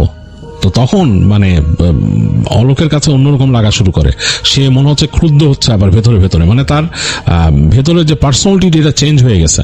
তো সে বলে অবশ্যই চাই, কিভাবে পাবো? তো তখন ওই পাশ থেকে বলে যে আমি যা বলি তাই করো।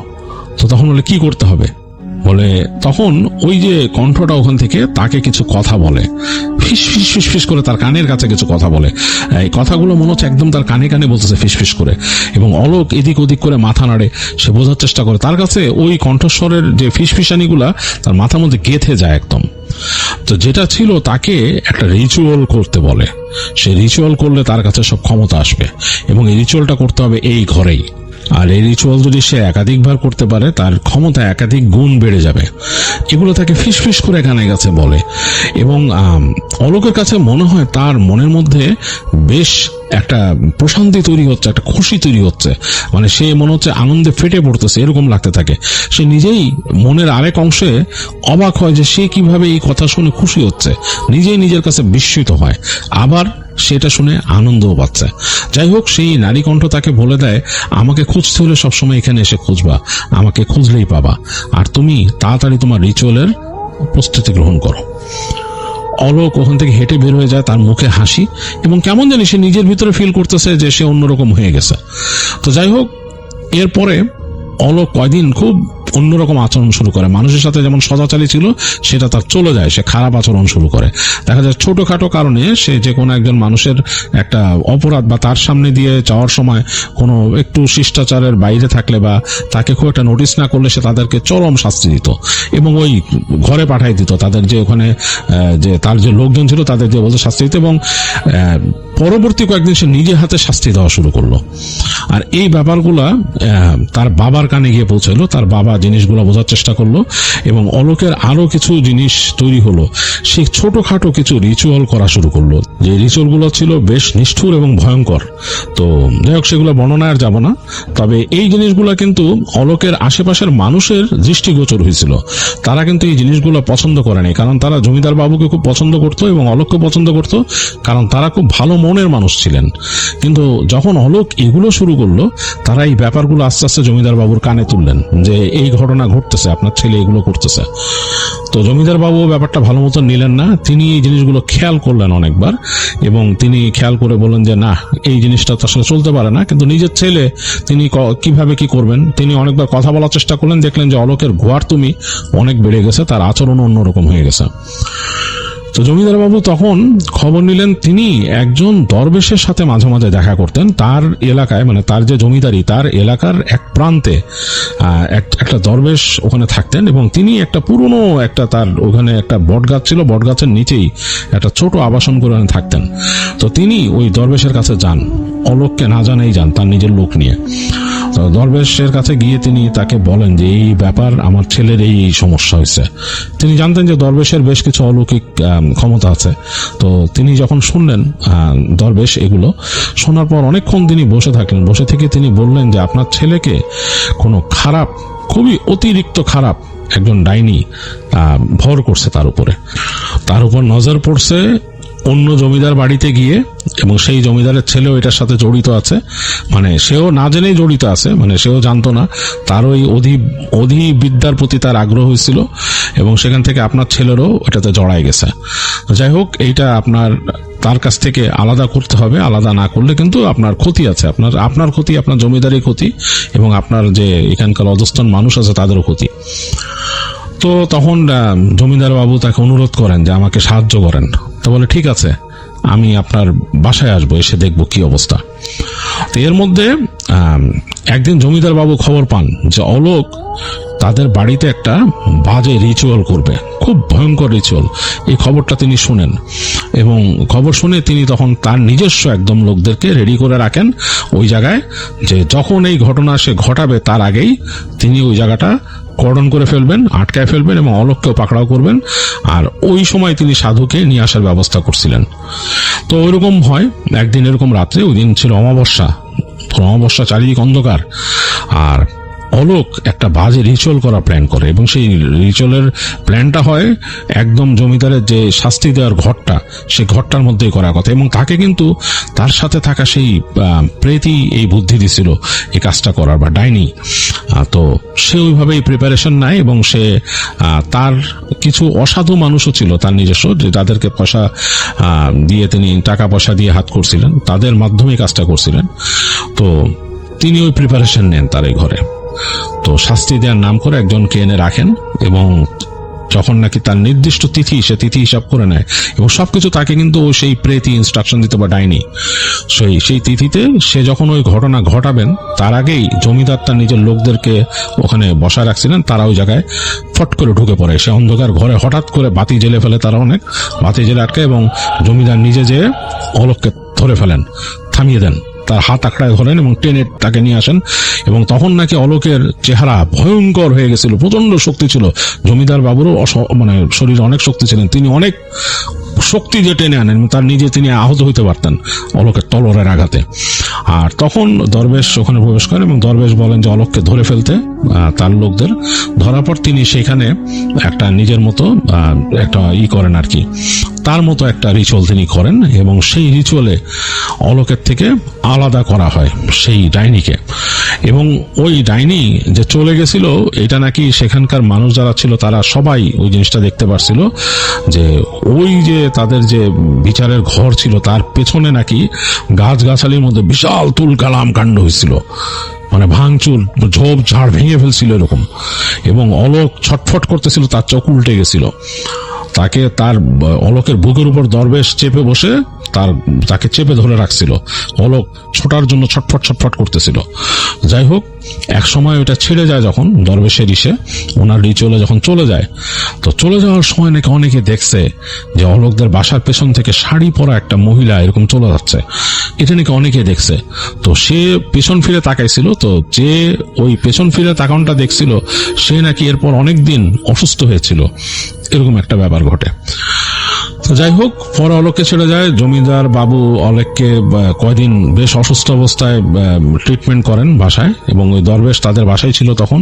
এবং তারপরে নাকি অলোককে পাঠিয়ে দেওয়া হয় শহরে, এখানে রাখেন না জমিদার বাবু, অনেক দিন মানে শহরে ছিলেন, শহরে থেকে অলোক যখন মোটামুটি বেশ সুস্থ হয়েছেন এবং একটা বিশাল সময় পার করছেন, তারপর তিনি তাকে নিয়ে আসেন এখানে। আর অলোক এসেও বেশি দিন এখানে থাকতে পারেন নাই, সে এখানে এসেই নাকি আরো খারাপ ফিল করতো, তো তারপরে তাকে শহরে স্থায়ী করে দেন এবং জমিদার তো আস্তে ধীরে তার সেই জমিদারিও গুটায় ফেলতে হয় তার একটা সময়। তো যাই হোক, এটা ছিল ওই ঘটনার সময়কালের ব্যাপার আর কি, সে সময় যা ঘটছিল ততটুকুই। আর ওই যে ডাইনি ব্যাপার শোনা যায় যে বিকাশকেও নাকি বেশ ক্ষতিগ্রস্ত করছিল ওই ডাইনি, এবং ওই রাস্তার মধ্যে, ওই যে জঙ্গলের রাস্তা, ওই রাস্তা যতদিন ছিল ততদিন নাকি ওই রাস্তার মধ্যে রাতের বেলা অনেকেই দেখতো যেরকম বসে রাতের বেলা বসে থাকতো কেউ, এবং অনেক ব্যবসায়ীকেও এরকম ভাবে সেই ডাইনি বা ওইটা জিনই হবে, কোনো বাজে জিন বসে থেকে ওখান থেকে তাকে পজেস করতো এবং তাকে দিয়ে অনেক খারাপ কাজ করাইতো। তো এরকম নাকি অনেক ঘটনা ওইখানে ঘটছে একটা সময়। তো যাই হোক, পরবর্তীতে ওই রাস্তার ওখানে ওই জায়গাটাকে নাকি ক্লিন আপ করেন ওই যে বিকাশের বাবা যিনি ছিলেন, তিনি নাকি দায়িত্ব নিয়ে ওই জায়গাটাকে অনেক ক্লিন করে ফেলেন, ওই জঙ্গলেরও অনেক অংশ তিনি করে ফেলেন এবং ওইখানে তিনি তার মতো কিছু মন্দির এবং আরো জিনিসপত্র প্রতিষ্ঠা করেন যাতে এই জিনিসের প্রভাব ওখানে না থাকে। এই আর বিকাশ নাকি অনেকটা পাগলের মতো হয়ে গেছিল, যে অলোকের বন্ধু যে বিকাশ ছিল সে তো ওইখানে তাদের ওখানে নিয়ে আসছিল সেই ডাইনিকে, জাদুবিদ্যার চর্চা করতো তাকে। তো যাই হোক, এই ছিল রোমানের শেয়ার করা ঘটনা। আমার কাছে কিন্তু বেশ ইন্টারেস্টিং মনে হয়েছে। এটা ঘটনা অ্যাকচুয়ালি বলবো না, এটাকে আমি অনেকটা ফোকলোর টাইপের বলবো বা একটা রুরাল লেজেন্ড টাইপের। আমার কাছে বেশ ইন্টারেস্টিং মনে হয়েছে। এরকম রুরাল লেজেন্ড কিন্তু অনেক আছে।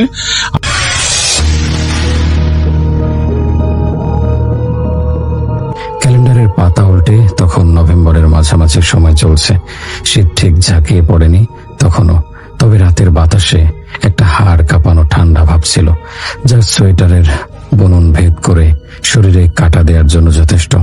শহরের ব্যস্ত রাস্তাগুলো দিনের বেলা যতটা কোলাহলপূর্ণ থাকে, রাত গভীর হলে ঠিক ততটাই অচেনা হয়ে যায়। আমি তখন অ্যাম্বুলেন্স চালানোর কাজে একদম নতুন, স্টিয়ারিং হুইলে হাত রেখেছি মাত্র মাসখানেক হবে। এর আগে ছোটখাটো ভ্যান চালাতাম, কিন্তু সংসারের অভাব অনটন আর টাকার খুব প্রয়োজনে বাধ্য হয়েই এই পেশায় এসেছি। তখন দিনরাত এক করে খাটছিলাম, চোখের নিচে কালি পড়ে গিয়েছিল, কিন্তু পকেটের হাহাকার মেটানোর জন্য শরীরের ক্লান্তিটাকে আমল দিতাম না। সেই রাতে আমার ডিউটি প্রায় শেষ হয়ে গিয়েছিল, ঘড়ির কাঁটা তখন রাত 12টা পার করে ফেলেছে। এর আগে একটা লাশ ডেলিভারি দিয়ে হাসপাতালে ফিরেছি। হাসপাতাল চত্বরটা রাতের বেলা কেমন যেন নিস্তব্ধ হয়ে থাকে, মাঝে মাঝে দু একটা সাইরেনের শব্দ সেই নিস্তব্ধতাকে খান খান করে দেয়। আমার হেল্পার ছেলেটা, যার নাম ছিল রফিক, সে ভীষণ ক্লান্ত হয়ে পড়েছিল। ওর বাড়ি কাছেই ছিল, তাই আমি ওকে ছুটি দিয়ে দিয়েছিলাম। বলেছিলাম, যা তুই বাড়ি যা, আজ আর ডাক আসবে বলে মনে হয় না। ও চলে যাওয়ার পর আমি নিজেও বাড়ি ফেরার প্রস্তুতি নিচ্ছিলাম। গাড়ির সিটটা একটু ঠিকঠাক করে পকেট থেকে চাবিটা বের করছি, ঠিক তখনই হাসপাতালের ইমার্জেন্সি কাউন্টার থেকে কলটা এলো। হাসপাতাল থেকে জানানো হলো এখনই একটা লাশ নিয়ে যেতে হবে বেশ দূরের এক গ্রামে। জায়গাটা শহর থেকে বেশ খানিকটা দূরে, প্রত্যন্ত অঞ্চল। লাশটি একজন মধ্যবয়স্ক পুরুষের। সাধারণত এত রাতে একা ডিউটি করতে আমার একটু অস্বস্তি হতো, বিশেষ করে হেল্পার ছাড়া। কিন্তু তখন আমার টাকার দরকার খুব বেশি। মাস শেষে বাড়ি ভাড়া, মায়ের ঔষধ আর সংসারের চাল ডালের খরচ মেটাতে গেলে এই বাড়তির ট্রিপটা আমার জন্য আশীর্বাদের মতো। তাই আমি আর না করতে পারলাম না।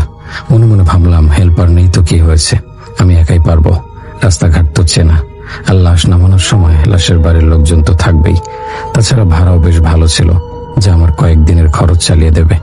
আমি গায়ে একটা হালকা নেভি ব্লু রঙের সোয়েটার চাপিয়ে নিলাম। সোয়েটারটা খুব একটা মোটা ছিল না, শীতের শুরুতে যেমনটা হালকা শীতের জন্য কেনা হয় আর কি।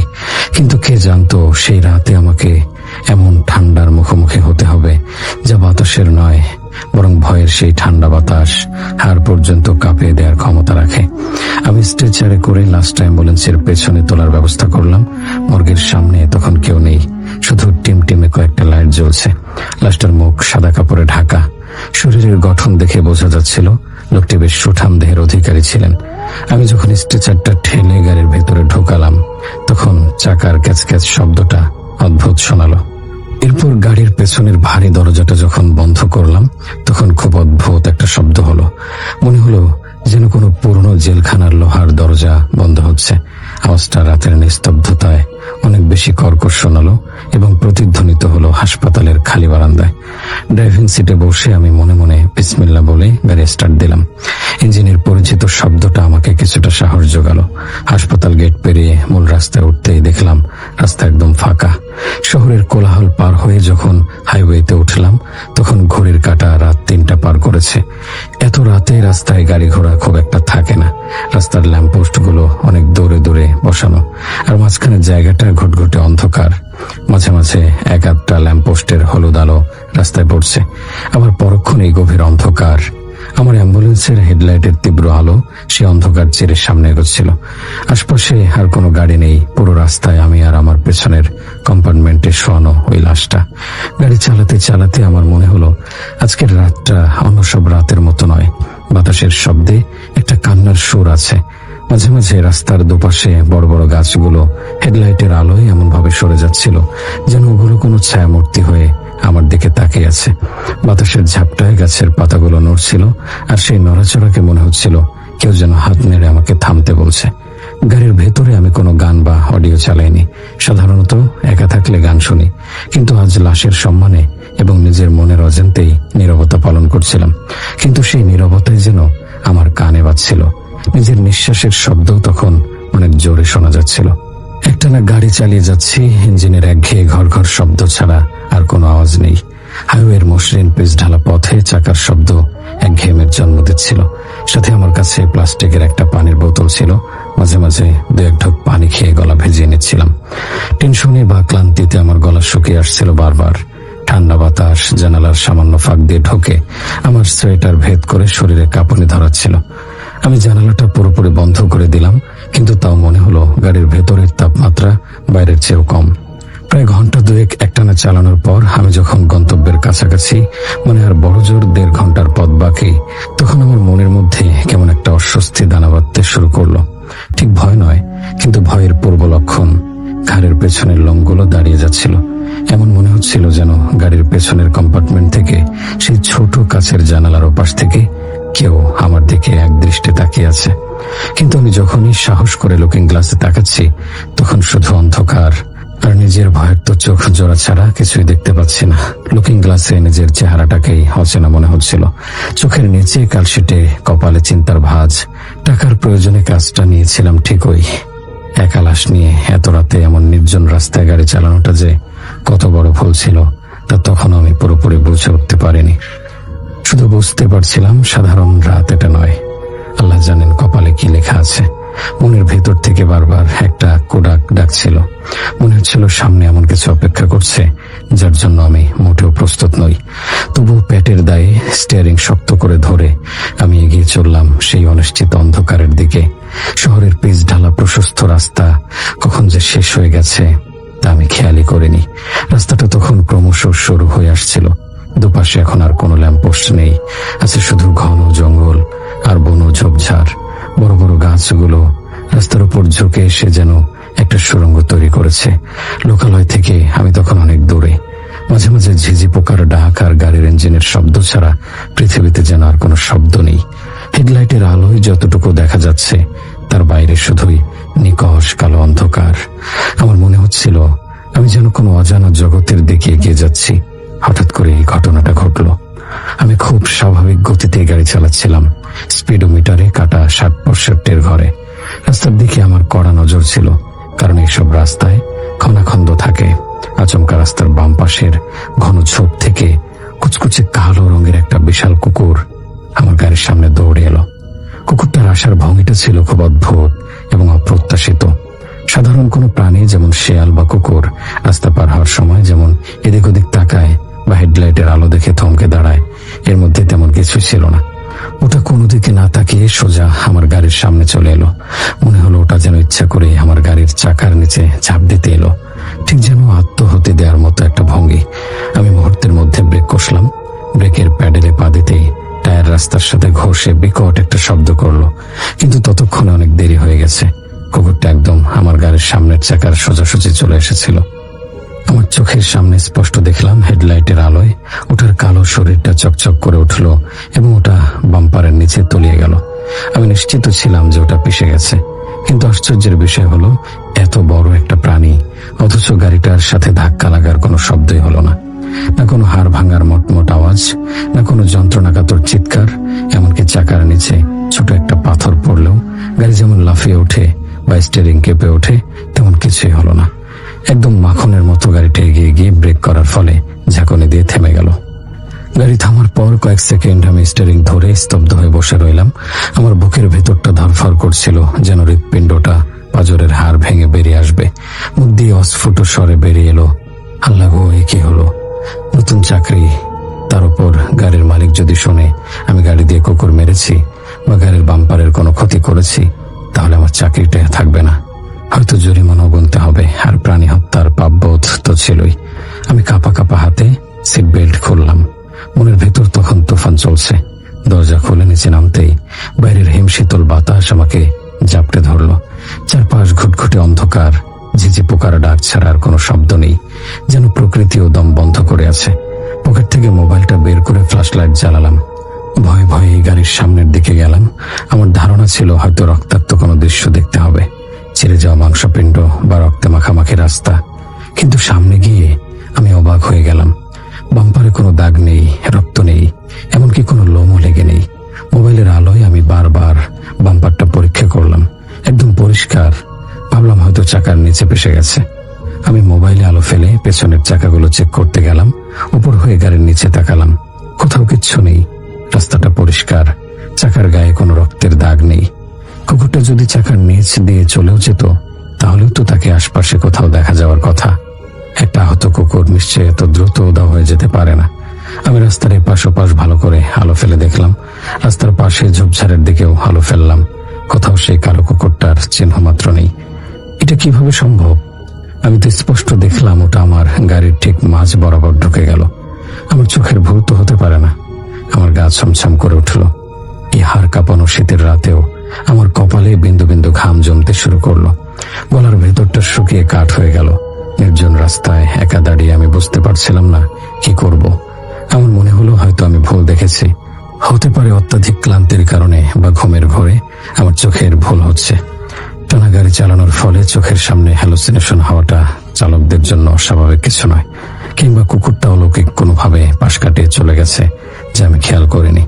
নিজেকে এক প্রকার সান্ত্বনা দিলাম, মনকে বোঝালাম, সাদিক, তুই বেশি চিন্তা করছিস, কিচ্ছু হয়নি। কিন্তু মনের ভেতরের খটকাটা গেল না, কারণ কুকুরটার চোখের চাহনি আমি এক মুহূর্তের জন্য দেখেছিলাম। সেখানে প্রাণের কোনো স্পন্দন ছিল না, ছিল কেবল একরাশ শূন্যতা। সাধারণ প্রাণীর চোখে ভয় থাকে, কিন্তু ওটার চোখে ছিল স্থির, ভাবলে সে না এক দৃষ্টি। যাই হোক, এখানে একা দাঁড়িয়ে থাকাটা বুদ্ধিমানের কাজ নয়। আল্লাহ তাআলার নাম নিয়ে আমি আবার গাড়িতে উঠে বসলাম। হাত পা তখনও কাঁপছে। দরজা বন্ধ করে আবার ইঞ্জিন চালু করলাম। ইঞ্জিনের শব্দে কিছুটা সাহস ফিরে পেলাম, কিন্তু মনের ভেতর একটা ভয় ঢুকে গেল যে রাস্তায় আমি আর একা নই। আমার সাথে হয়তো কোনো খারাপ জিনিস বা অশুভ কিছু একটা ঘটতে চলেছে। পেছনের লাশের কথা মনে পড়তেই মেরুদণ্ড বেয়ে একটা ঠান্ডা স্রোত নেমে গেল। আমি আবার যাত্রা শুরু করলাম, কিন্তু জানতাম না যে আসল ভয়ের তখনও বাকি। গাড়িতে উঠে বসার পরও আমার হৃদস্পন্দন স্বাভাবিক হচ্ছিল না। বুকের ভেতরটা যেন ড্রামের মতো বাজছিল। স্টিয়ারিং হুইলটা ধরতেই বুঝতে পারলাম আমার হাত ঘামে ভেজে পিচ্ছিল হয়ে গেছে। শীতের রাতে এসি বন্ধ থাকার পরও এই ঘাম স্বাভাবিক নয়। পকেট থেকে রুমাল বের করে হাত মুছলাম, কপাল মুছলাম। নিজেকে ধমক দিলাম, সাদিক, মন শক্ত কর, আর মাত্র ঘন্টা দেড়েকের রাস্তা। লাশটা নামিয়ে দিয়ে সোজা বাড়ি চলে যাবে। নিজেকে সাহস দিয়ে গাড়িটা গিয়ারে ফেলে আবার চলতে শুরু করলাম, কিন্তু মনের সেই খটকাটা কিছুতেই যাচ্ছিল না। বারবার মনে হচ্ছিল আমি কিছু একটা ফেলে এসেছি বা কিছু একটা আমার পিছু নিয়েছে। গাড়ির পেছনের অন্ধকার রাস্তাটা যেন আমাকে চুম্বকের মতো টানছিল। মিনিট 10 গাড়ি চালানোর পর অভ্যাসবশত আমি রিয়ার ভিউ মিরর বা লুকিং গ্লাসে তাকালাম। ড্রাইভারদের এটা একটা সহজাত অভ্যাস। আর তাকাতেই আমার রক্ত হিম হয়ে গেল। আমার হাত পা যেন অবশ হয়ে এলো। সেই কুকুরটা, যেটাকে আমি একটু আগেই আমার গাড়ির নিচে পিষে যেতে দেখেছি বলে ভেবেছিলাম, আর তারপর অনেক খুঁজেও পাইনি, সেই কুচকুচে কালো কুকুরটা আমার অ্যাম্বুলেন্সের ঠিক পেছনে দৌড়াচ্ছে। আমি নিজের চোখকে বিশ্বাস করতে পারছিলাম না। চোখ বড় বড় করে তাকালাম। আমার গাড়ির গতি তখন ঘন্টায় 60-70 কিলোমিটারের কম নয়। এই ভাঙাচোরা রাস্তায় এর চেয়ে জোরে চালানো মুশকিল, কিন্তু একটা সাধারণ কুকুরের পক্ষে এতক্ষণ ধরে এই গতিতে গাড়ির পেছনে দৌড়ে আসা অসম্ভব। চিতাবাঘ ছাড়া কোনো প্রাণীর পক্ষে বেশিক্ষণ এই গতি ধরে রাখা সম্ভব নয়, কিন্তু আমি স্পষ্ট দেখতে পাচ্ছিলাম পেছনের লাল ব্রেক লাইটের আলোয় কুকুরটার শরীরটা ভাসছে। ওটার চোখ দুটো জল করছে, যেন দুটো জ্বলন্ত কয়লা। ওটা একটু পিছিয়ে পড়ছে না, বরং সমান তালে গাড়ির পেছনের বাম্পার ঘেঁষে দৌড়াচ্ছে। আমি ভয়ে ভয়ে থতমত খেয়ে গেলাম। একবার ভাবলাম গাড়ি থামাবো, আবার ভাবলাম না, এই নির্জন রাস্তায় গাড়ি থামানো মানেই বিপদ ডেকে আনা। তাছাড়া আগের বার থামিয়ে তো কিছুই পাইনি। আমি চোখ রগড়ে আবার লুকিং গ্লাসে তাকালাম। এবার দেখি কেউ নেই, রাস্তা একদম ফাঁকা, শুধু অন্ধকার, পিচ ঢালা পথ পেছনে পড়ে আছে। কুকুরটা মুহূর্তের মধ্যে উধাও। আমি স্বস্তির নিঃশ্বাস ফেললাম, ভাবলাম নির্ঘাত আমার মনের ভুল। আগের ঘটনার রেশ এখনো কাটেনি, মস্তিষ্কের সেই ছবিটা গেঁথে আছে, তাই এমন দেখছি। আমি নিজেকে বললাম, সাদেক তুই পাগল হয়ে যাচ্ছিস, আল্লাহকে ডাক। কিন্তু আমার সেই স্বস্তি বেশিক্ষণ টিকলো না। মিনিট দুয়েক পরে আবার আমার চোখ অজান্তে লুকিং গ্লাসে চলে গেল, এবং যা দেখলাম তাতে আমার গলা শুকিয়ে কাঠ হয়ে গেল। কুকুরটা আবার ফিরে এসেছে, এবার সে আরো কাছে। মনে হচ্ছে সে লাফ দিয়ে পেছনের দরজায় ওঠার চেষ্টা করছে। তার সামনের দুই পা যেন প্রায় বাম্পারে স্পর্শ করছে। আমি হতভম্ব হয়ে গেলাম। এটা কোনো সাধারণ প্রাণী হতে পারে না। একবার উধাও হচ্ছে, আবার ফিরে আসছে। আমার শরীর অবশ হয়ে আসছিল। আমি সিটে বসে দোয়া দরুদ পড়া শুরু করলাম। আয়াতুল কুরসি পড়ার চেষ্টা করলাম, কিন্তু ভয়ের চোটে আমার জিহ্বা যেন তালুর সাথে আটকে যাচ্ছিল। শব্দগুলো ঠিক মতো বের হচ্ছিল না, শুধু বের করছিলাম। চারপাশটা কেমন যেন ভারী হয়ে আসছিল। গাড়ির ভেতরের তাপমাত্রা হঠাৎ করে কমে গেল। আমার সেই পাতলা সোয়েটারে আর শীত মানছিল না। মনে হচ্ছিল গাড়ির এসি কেউ ফুল পাওয়ারে ছেড়ে দিয়েছে, অথচ এসি বন্ধ। হাড় কাঁপানো ঠান্ডা আমার হাড়ে গিয়ে বিচ্ছিল। মনে হচ্ছিল কোনো বরফ শীতল অবয়ব আমার পাশে প্যাসেঞ্জার সিটে বসে আছে। আমি আর চোখে বাম পাশে তাকালাম, কিন্তু কেউ নেই। অথচ উপস্থিতিটা এতই তীব্র ছিল যে মনে হচ্ছিল কেউ আমার দিকে তাকিয়ে আছে। গাড়িতে আমি একা, পেছনের কম্পার্টমেন্টে শুধু একটা লাশ। কুকুরটা যেভাবে আমার গাড়ির পেছনে ধাওয়া করছিল, মনে হচ্ছিল ওটা আমাকে ছাড়বে না। ওটা কি লাশের জন্য আসছে নাকি আমার জন্য? নানা রকম এলোমেলো ভূতের চিন্তা মাথায় আসছিল। আমি এক্সিলারেটরে চাপ দিলাম, গাড়ির গতি বাড়িয়ে দিলাম। ভাবলাম জোরে চালিয়ে এলাকাটা পার হয়ে যাব। কাটা 70 থেকে 80, 80 থেকে 90-এর দিকে উঠলো। রাস্তা খারাপ হওয়ায় গাড়ি লাফাতে শুরু করলো, কিন্তু আমি পরোয়া করলাম না। কিন্তু যত জোরেই চালাই না কেন, লুকিং গ্লাসে তাকালেই দেখি সেই কালো ছায়ার মতো কুকুরটা ঠিক একই দূরত্ব বজায় রেখে পেছনে দৌড়াচ্ছে। তার দৌড়ানোর ভঙ্গিতে কোনো ক্লান্তি নেই, কোনো পরিশ্রম নেই, যেন সে বাতাসের ওপর ভর করে ভাসছে। তার পাগুলো মাটি স্পর্শ করছে কিনা তাও বোঝা যাচ্ছিল না। এই দৃশ্য দেখে আমার মনের ভয় একদম চেপে বসলো। আমি বুঝতে পারলাম আজকের রাতটা আমার জীবনের সবচেয়ে ভয়ানক রাত হতে চলেছে। আমি এমন কিছু একটার পাল্লায় পড়েছি যে পৃথিবীর নিয়ম মানে না। গাড়ির গতি বাড়িয়েও যখন কুকুরটাকে এড়াতে পারলাম না, তখন আমার অবস্থা শোচনীয়। ভয়ের চোটে আমার দৃষ্টি ঝাপসা হয়ে আসছিল। স্টিয়ারিং ধরা হাত দুটো কাঁপছিল প্রবলভাবে। মনে হচ্ছিল আমি যে কোনো মুহূর্তে জ্ঞান হারাবো। ঠিক সেই সময় এই ঘটনাটা আরো এক ধাপ ভয়ঙ্কর হয়ে উঠল, যা আমার কল্পনারও বাইরে ছিল। গাড়ির ভেতরটা একদম নিস্তব্ধ ছিল, শুধু ইঞ্জিনের গঙ্গানি আর চাকার শব্দ। বাইরের বাতাসের শোষ আওয়াজও যেন কমে গিয়েছিল। হঠাৎ আমার কানের খুব কাছে, যেন আমার ঠিক ঘাড়ের ওপর গরম নিঃশ্বাস ফেলে কেউ একজন আমার নাম ধরে ডাকলো, সাদিক। ডাকটা শুনে আমি এতটাই চমকে উঠলাম যে গাড়িটা প্রায় রাস্তা থেকে নেমে যাচ্ছিল। কোনো মতে স্টিয়ারিং সামলে নিলাম। গলার স্বরটা ছিল একজন পুরুষের, খুব ভারী আর গম্ভীর, যেন কোনো গভীর কুয়া বা মাটির নিচ থেকে উঠে আসছে। স্বরটিতে কোনো মানবিক আবেগ ছিল না, ছিল এক যান্ত্রিক ও ভৌতিক টান। আমি ভয়ে ভয়ে এদিক ওদিক তাকালাম, কেউ নেই। আমার পাশে প্যাসেঞ্জার সিট ফাঁকা, পেছনের সিটেও কেউ নেই। তাহলে ডাকলো কে? আমি ভাবলাম মনের ভুল, হয়তো বাতাসের শব্দে আমি নিজের নাম শুনেছি। কিন্তু ভুল ভাঙতে সময় লাগলো না। আবার সেই কণ্ঠস্বর, এবার আরো স্পষ্ট, আরো কাছে। মনে হলো পেছনের কম্পার্টমেন্ট যেখানে লাশটা রাখা, সেখান থেকে আওয়াজটা আসছে। ড্রাইভারের কেবিন আর পেছনের অংশের মাঝখানে একটা ছোট কাচের জানালা আছে। মনে হলো শব্দটা ওখান থেকে ভেসে এলো, যেন কেউ কাছের ওপাশে মুখ ঠেকিয়ে কথা বলছে। কণ্ঠস্বরটা এবার যা বলল তা শুনে আমার হৃৎপিণ্ড যেন ফেটে যাওয়ার উপক্রম হলো। আওয়াজটা বলল, ওইটা আমার কুকুর, ওকে গাড়িতে তোল। আমার শরীরের সব লোম দাঁড়িয়ে গেল। মাথার চুল থেকে পায়ের নখ পর্যন্ত একটা বিদ্যুৎ খেলে গেল। গাড়িতে আমি ছাড়া জীবিত কোনো মানুষ নেই। পেছনের ওই মধ্যবয়স্ক লোকটা মৃত। হাসপাতাল থেকে ডাক্তার নিজে মৃত্যু নিশ্চিত করেছেন, ডেথ সার্টিফিকেট দিয়েছেন। আমি নিজে দেখেছি তার নিথর দেহ। তাহলে কথা বলছে কে? আমার হাত পা থর থর করে কাঁপতে শুরু করলো। স্টিয়ারিং হুইলটা আমি আর সোজা রাখতে পারছিলাম না। হাত ঘেমে এতটাই পিচ্ছিল হয়ে গেছে যে বারবার ফসকে যাচ্ছিল। আমি বুঝতে পারছিলাম আমি কোনো সাধারণ পরিস্থিতির মধ্যে নেই। আমি কোনো এক খারাপ জিনিসের পাল্লায় পড়ে গেছি। প্রশ্নটা আমার মাথায় বারবার হাতুড়ির মতো ঘা দিচ্ছিল। কুকুরটা কার? লাশটা কি কথা বলছে, নাকি লাশের সাথে থাকা অন্য কোনো ছায়ামূর্তি বা সত্তা কথা বলছে?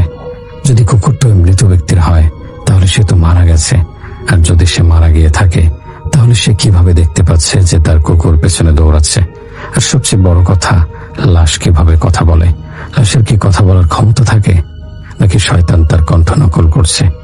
আমি কোনো উত্তর দিতে পারলাম না। আমার মুখ দিয়ে কোনো শব্দ বের হচ্ছিল না। গলার স্বর রুদ্ধ হয়ে গিয়েছিল। শুধু মনে মনে আল্লাহকে ডাকছিলাম, হে আল্লাহ রক্ষা করো, হে আল্লাহ রক্ষা করো। কিন্তু সেই কণ্ঠস্বর থামলো না।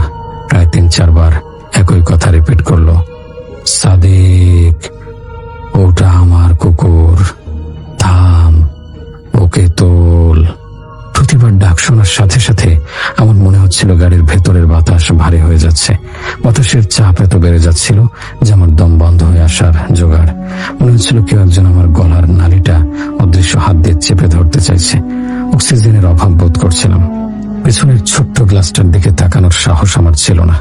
আমার মনে হচ্ছিল আমি যদি পেছনে তাকাই হয়তো দেখবো লাশটা সাদা কাপড় সরিয়ে উঠে বসে আছে, বা তার জায়গায় অন্য কোনো ভয়ঙ্কর অবয়ব বসে আছে যার চোখ নেই, মুখ নেই। সেই দৃশ্য দেখার ক্ষমতা আমার নেই। ভয় আমার কান দিয়ে গরম ভাব বের হচ্ছিল, চোখের কোণ দিয়ে পানি গড়িয়ে পড়ছিল। আমি বুঝতে পারছিলাম এই লাশটার সাথে ওই কুকুরটার কোনো একটা গভীর যোগসূত্র আছে, আর সেই যোগসূত্রটা এখন আমার জন্য কাল হয়ে দাঁড়িয়েছে। আমি চাইছিলাম গাড়িটা থামিয়ে দৌড় দেই, জঙ্গলে পালিয়ে যাই। কিন্তু মাঝরাতে নির্জন জঙ্গলের রাস্তায় গাড়ি থামানো মানে মৃত্যুর মুখে ঝাঁপ দেয়া। বাইরে কুকুর, ভেতরে কণ্ঠস্বর। আমি যেন দুই আগুনের মাঝখানে। তাই আমি দাঁতে দাঁত চেপে স্টিয়ারিং ধরে রইলাম আর মনে মনে আল্লাহকে বললাম, হে মাবুদ, আমাকে বিপদ থেকে রক্ষা করো। আমি শুধু আমার কাজ করছি, আমি কোনো পাপ করিনি। কণ্ঠস্বরটা কিছুক্ষণের জন্য থামলো। গাড়ির ভেতরে আবার সেই অসহ্য নীরবতা ফিরে এলো। আমি একটু স্বস্তির নিঃশ্বাস ফেলার চেষ্টা করলাম। ভাবলাম হয়তো বিপদ কেটে গেছে বা মনের ভুল ছিল। আমি কাঁপা কাঁপা হাতে পানি খাওয়ার চেষ্টা করলাম, কিন্তু বোতলের মুখ খুলতে পারলাম না। তখনই আমি খেয়াল করলাম কুকুরটা আর পেছনে নেই। লুকিং গ্লাসে তাকে দেখা যাচ্ছে না। রাস্তাটা আবার অন্ধকার আর ফাঁকা। তবে কি সে চলে গেছে? আমার এই ভুল ধারণা ভাঙতে সময় লাগলো মাত্র কয়েক সেকেন্ড। হঠাৎ আমার গাড়ির বাম পাশের জানালার দিকে চোখ পড়তে দেখি সেই দৃশ্য যা দেখলে যে কেউ হার্ট অ্যাটাক করবে। সেই কুচকুচে কালো কুকুরটা এখন আর পেছনে নয়, একদম আমার জানালার পাশ ঘেঁষে দৌড়াচ্ছে। রাস্তায় আমার গাড়ির গতি 80-90 কিলোমিটার, অথচ কুকুরটা অনায়াসে জানালার পাশে দৌড়াচ্ছে, যেন সে আমার গাড়ির সাথে পাল্লা দিচ্ছে। এটা কোনো প্রাণীর পক্ষে পদার্থ বিজ্ঞানের নিয়ম মেনে সম্ভব নয়। তার দৌড়ানোর মধ্যে কোনো ছন্দপতন নেই। তার চোখ দুটো দিয়ে যেন আগুনের ভাটা বের হচ্ছে, লাল টকটকে চোখ। সে আমার দিকে এক দৃষ্টি তাকিয়েছিল। সেই দৃষ্টিতে কোনো মায়া ছিল না, ছিল কেবল এক আক্রোশ আর হিংস্রতা। মনে হচ্ছিল সে কাঁচ ভেঙে ভেতরে ঢুকে আমার টুটি ছিঁড়ে ফেলবে। কুকুরটা যে কিনা গাড়ির বাম পাশের সাথে সাথে দৌড়াচ্ছিল, ঠিক তখনই অ্যাম্বুলেন্সের পেছনের অংশ থেকে, মানে যেখানে লাশটা শুয়ে আছে, সেখান থেকে এক বিকট হাসির শব্দ ভেসে এলো। হাসিটা কোনো মানুষের স্বাভাবিক হাসি ছিল না। সেটা ছিল হাড় হিম করা বিভৎস এক অট্ট হাসি। প্রথমে নিচু স্বরে খিক খিক করে শুরু হয়ে সেটা ক্রমশ গগন বিদারী হয়ে উঠল। মনে হলো কোনো পাগল বা উন্মাদ ব্যক্তি তার সমস্ত আক্রোশ আর পাগলামি দিয়ে হাসছে। হাসিটার শব্দে গাড়ির ভেতরের বাতাস কেঁপে উঠল।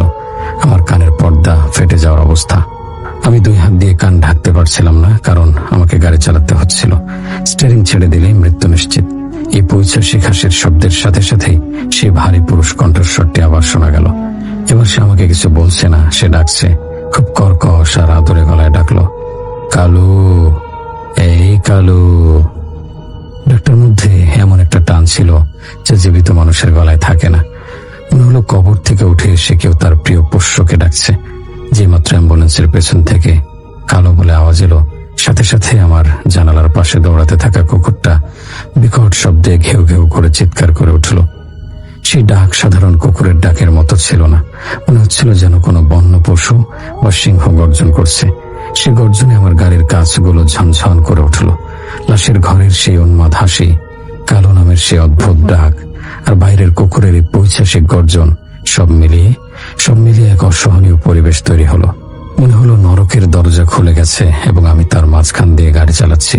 আমি তখন আর নিজেকে স্থির রাখতে পারছিলাম না। আমার ধৈর্যের বাঁধ ভেঙে গিয়েছিল। আমি চিৎকার করে জোরে জোরে আল্লাহর নাম নিতে শুরু করলাম। লা ইলাহা ইল্লাল্লাহ, লা ইলাহা ইল্লাল্লাহ পড়তে শুরু করলাম। আমার গলা চিরে আওয়াজ বের হচ্ছিল। মনে হচ্ছিল আমার মস্তিষ্ক কাজ করা বন্ধ করে দিয়েছে। আমি শুধু জানতাম আমাকে গাড়ি চালিয়ে যেতে হবে, যে করে হোক স্থান ত্যাগ করতে হবে। পেছনের ওই খারাপ জিনিস বা লাশটা যেই হোক, সে চাইছে আমি গাড়ি থামাই। সে আমাকে ভয় দেখিয়ে থামতে বাধ্য করতে চাইছে, কিন্তু আমি থামবো না। থামলে আমার শেষ। ঘামে আমার পুরো শরীর ভেজে গেছে, অথচ বাইরে কনকনে শীত। আমার সোয়েটারটা গায়ের সাথে লেপটে গেছে। আমি অ্যাক্সিলারেটরে চাপ দিয়ে গাড়ির সর্বোচ্চ গতি তুললাম। স্পিডোমিটারের কাঁটা 100 ছাড়িয়ে গেল।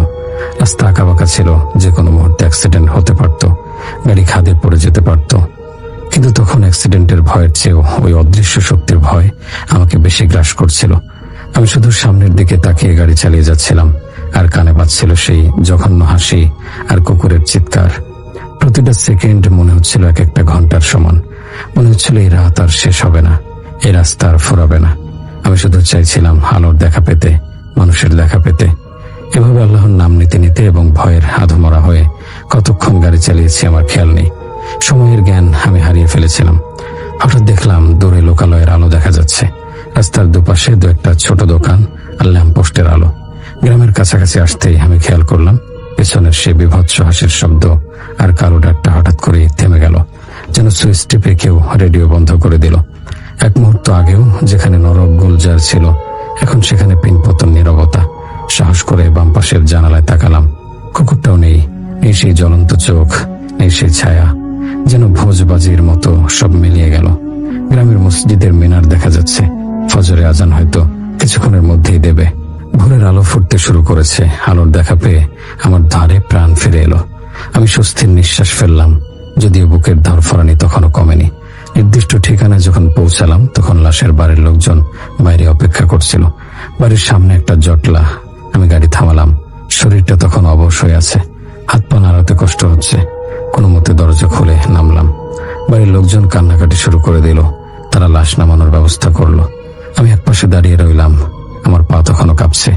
একটা খুঁটিতে হেলান দিয়ে দাঁড়িয়ে রইলাম। লাশটা যখন স্ট্রেচার থেকে নামিয়ে খাটিয়ায় তোলা হলো, তখন লাশের মুখের কাপড়টা একটু সরে গিয়েছিল। আমি দেখলাম খুব শান্ত একজন মানুষের মুখ। মৃত্যুর পরেও মুখে একটা প্রশান্তির ছাপ। চোখ দুটো বন্ধ, কিন্তু এই মুখটা দেখেই আমার মনে পড়ে গেল সেই বিভৎস হাসির কথা। এই লোকটাই কি হাসছিল, নাকি এর রূপ ধরে অন্য কেউ? আমার শরীরটা আবার গলিয়ে উঠল। লাশটা পরিবারের হাতে বুঝিয়ে দেওয়ার সময় আমার মনের ভেতর কৌতূহলটা এতটাই প্রবল হলো যে আমি চুপ থাকতে পারলাম না। লাশের এক ভাই, যিনি বয়স্ক দাড়িওয়ালা মানুষ, তিনি আমার হাতে ভাড়ার টাকাটা গুঁজে দিচ্ছিলেন। আমি একটু ইতস্তত করে তাকে জিজ্ঞাসা করলাম, চাচা, একটা কথা ছিল, কিছু মনে করবেন না। আপনারা কি কোনো কুকুর পালতেন? আমার এই অদ্ভুত প্রশ্ন শুনে লোকটা একটু অবাক হলেন। শোকের মধ্যেও তিনি আমার দিকে চোখ তুলে তাকালেন। আশেপাশের দু একজনও আমার দিকে তাকালো। তারপর লোকটা একটা দীর্ঘশ্বাস ফেলে বললেন, বাবা, আপনি ঠিকই ধরেছেন। আপনি যার লাশ বহন করে আনলেন, অর্থাৎ আমার এই ছোট ভাই, ও একটা কালো রঙের কুকুর পালতো। কুকুরটাকেও নিজের সন্তানের মতো ভালোবাসতো। ওটার সাথেই থাকতো, ওটার সাথেই খেত। কুকুরটার নাম ছিল কালু। কালো নামটা শোনা মাত্রই আমার মাথাটা ভো করে ঘুরে উঠল। পায়ের নিচ থেকে মাটি সরে গেল। আমি যেন নিজের পায়ে দাঁড়াতে পারছিলাম না। মনে হলো এখনই পড়ে যাব। লোকটা বলতে থাকলেন, আমার ভাইয়ের মারা যাওয়ার মাত্র সপ্তাহখানেক আগে কুকুরটা হঠাৎ করে মারা যায়, অজ্ঞাত কোনো কারণে। ওই কুকুরটা মারা যাওয়ার পর থেকে ভাই আমার খাওয়া দাওয়া ছেড়ে দিয়েছিল। শোকে পাথর হয়ে গিয়েছিল। সারাদিন কালো কালো করতো। আর সেই শোকে এই সপ্তাহখানেকের ব্যবধানে আজ আমার ভাইও চলে গেল। আমার গলা দিয়ে কোনো শব্দ বের হলো না। আমি ফ্যাল করে তাকিয়ে রইলাম লোকটার দিকে। আমার চোখের সামনে সেই দৃশ্যগুলো ভেসে উঠল। কালো কুকুর, হাসির শব্দ আর সেই ডাক। লোকটা আবার জিজ্ঞাসা করলেন, কিন্তু বাবা, আপনি তো বাইরের মানুষ, আপনি কুকুরটার কথা বা তার নাম জানলেন কিভাবে? কেউ কি বলেছে? আমি কি উত্তর দেব? আমি কি বলবো যে সারা রাস্তা আপনার মৃত ভাই তার মরা কুকুরকে ডাকছিল, আর সেই কুকুর আমার গাড়ির সাথে পাল্লা দিয়ে দৌড়াচ্ছিল? আমার এই কথা কেউ বিশ্বাস করবে না, উল্টো আমাকে পাগল ভাববে, হয়তো মারধরও করতে পারে। তাই আমি কোনো রকমের ঢোক গেলে বললাম, না মানে এমনি মনে হলো তাই জিজ্ঞাসা করলাম। আসলে কিছু না, আমার আবার তাড়াতাড়ি যেতে হবে, দেরি হয়ে যাচ্ছে। আমি দ্রুত টাকাটা নিয়ে গাড়িতে উঠে পড়লাম। আমার আর এক মুহূর্ত ওখানে থাকার সাহস ছিল না। ফেরার পথে আমি আর একা ফিরতে চাইছিলাম না, কিন্তু উপায় ছিল না, সূর্য তখনও পুরোপুরি ওঠেনি। ফেরার পুরো রাস্তা জুড়ে আমার মনে হলো পেছনের সিটে কেউ একজন বসে আছে। আমার মনে হলো সেই কালো কুকুরটা এখনো আমার গাড়ির পেছনে দৌড়াচ্ছে। আমি লুকিং গ্লাসে আর একবারও তাকাইনি। একটানা গাড়ি চালিয়ে শহরে ফিরে এলাম। বাড়িতে ফিরে আমি প্রচন্ড জ্বর নিয়ে বিছানায় পড়লাম। সেই জ্বর ছিল ভয়ের জ্বর। ঘুমানোর চেষ্টা করলেই কানে সেই কালো ডাক আর অট্টহাসি বেজে উঠত।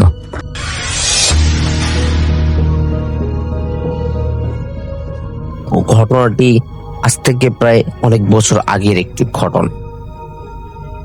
2012 সালের শেষের দিকে কুমিল্লার এক প্রত্যন্ত গ্রামের বাসিন্দা হাজী আব্দুল কাদের হজ পালন শেষে দেশে ফেরেন।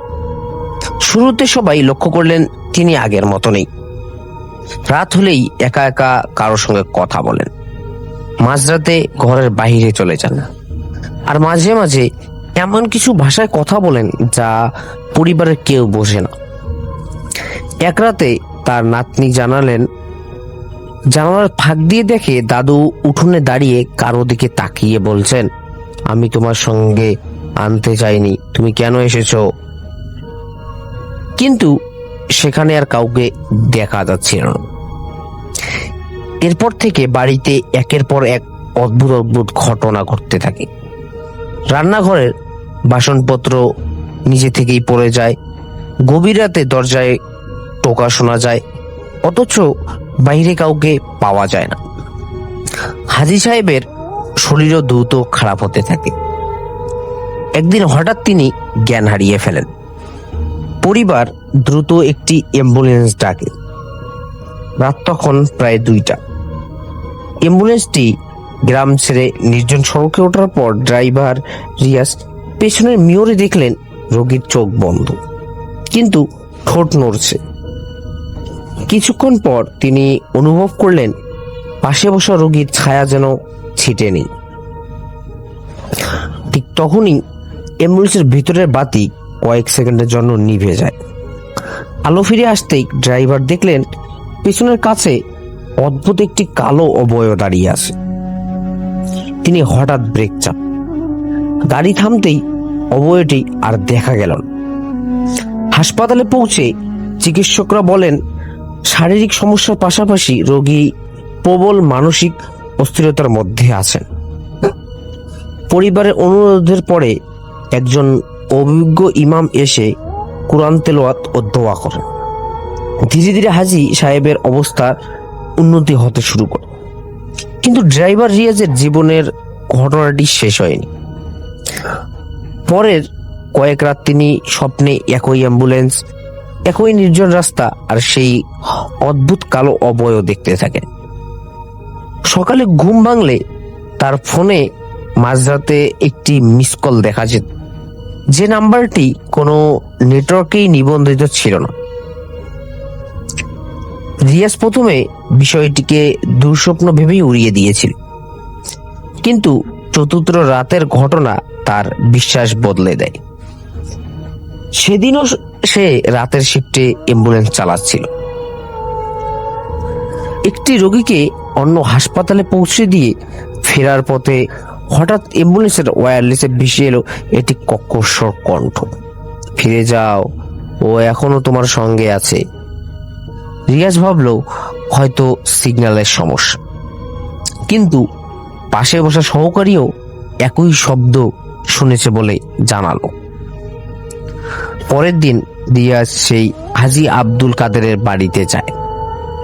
সেখানে গিয়ে জানতে পারে ইমামের দোয়া ও কোরআন তেলাওয়াতের পর হাজী সাহেব অনেকটাই স্বাভাবিক হয়ে উঠেছেন। তবে তিনি শুধু একটাই কথা বললেন, যে রাতে তুমি আমাকে হাসপাতালে নিয়ে গিয়েছিলে সেদিন তুমি অনুভব করেছিলে কেউ আমাদের অনুসরণ করছে। রিয়াজ ঘটনাটি স্থানীয় এক প্রবীণ ইমামকে খুলে বলেন। ইমাম তাকে ভয় না পেয়ে নিয়মিত নামাজ, কুরআন তেলাওয়াত, সকাল সন্ধ্যা দোয়া ও আল্লাহর কাছে আশ্রয় প্রার্থনার পরামর্শ। তিনি আরো বলেন, মানুষের জীবনে অনেক অজানা ও ভয়ের অভিজ্ঞতা থাকতে পারে, তবে সেগুলো সম্পর্কে নিশ্চিত প্রমাণ ছাড়া অতিপ্রাকৃত ব্যাখ্যা দেওয়া ঠিক নয়। কয়েক সপ্তাহ পর রিয়াজের দুঃস্বপ্ন ধীরে ধীরে কমে আসে, কিন্তু সেই রাতের কথা সে আজও ভুলতে পারে। অ্যাম্বুলেন্সের ড্যাশ ক্যামের ফুটেজে সেদিনের রাস্তা, আলো আর যাত্রা সবকিছু রেকর্ড ছিল, কিন্তু রিয়াজ যে অবয়ব দেখেছিল তার যেন কোনো চিহ্নই পাওয়া যায়নি। রিয়াজ সিদ্ধান্ত নিল সে আর এই রহস্যের পিছনে ছুটবেন, কিন্তু ঘটনাটি যেন তাকে ছাড়তে চাইছিল না। এক বর্ষার রাতে হাসপাতাল থেকে ফোন এলো, দূরের একটি গ্রাম থেকে একজন গুরুতর অসুস্থ রোগীকে আনতে হবে। রিয়াজ অ্যাম্বুলেন্স নিয়ে রওনা দিল।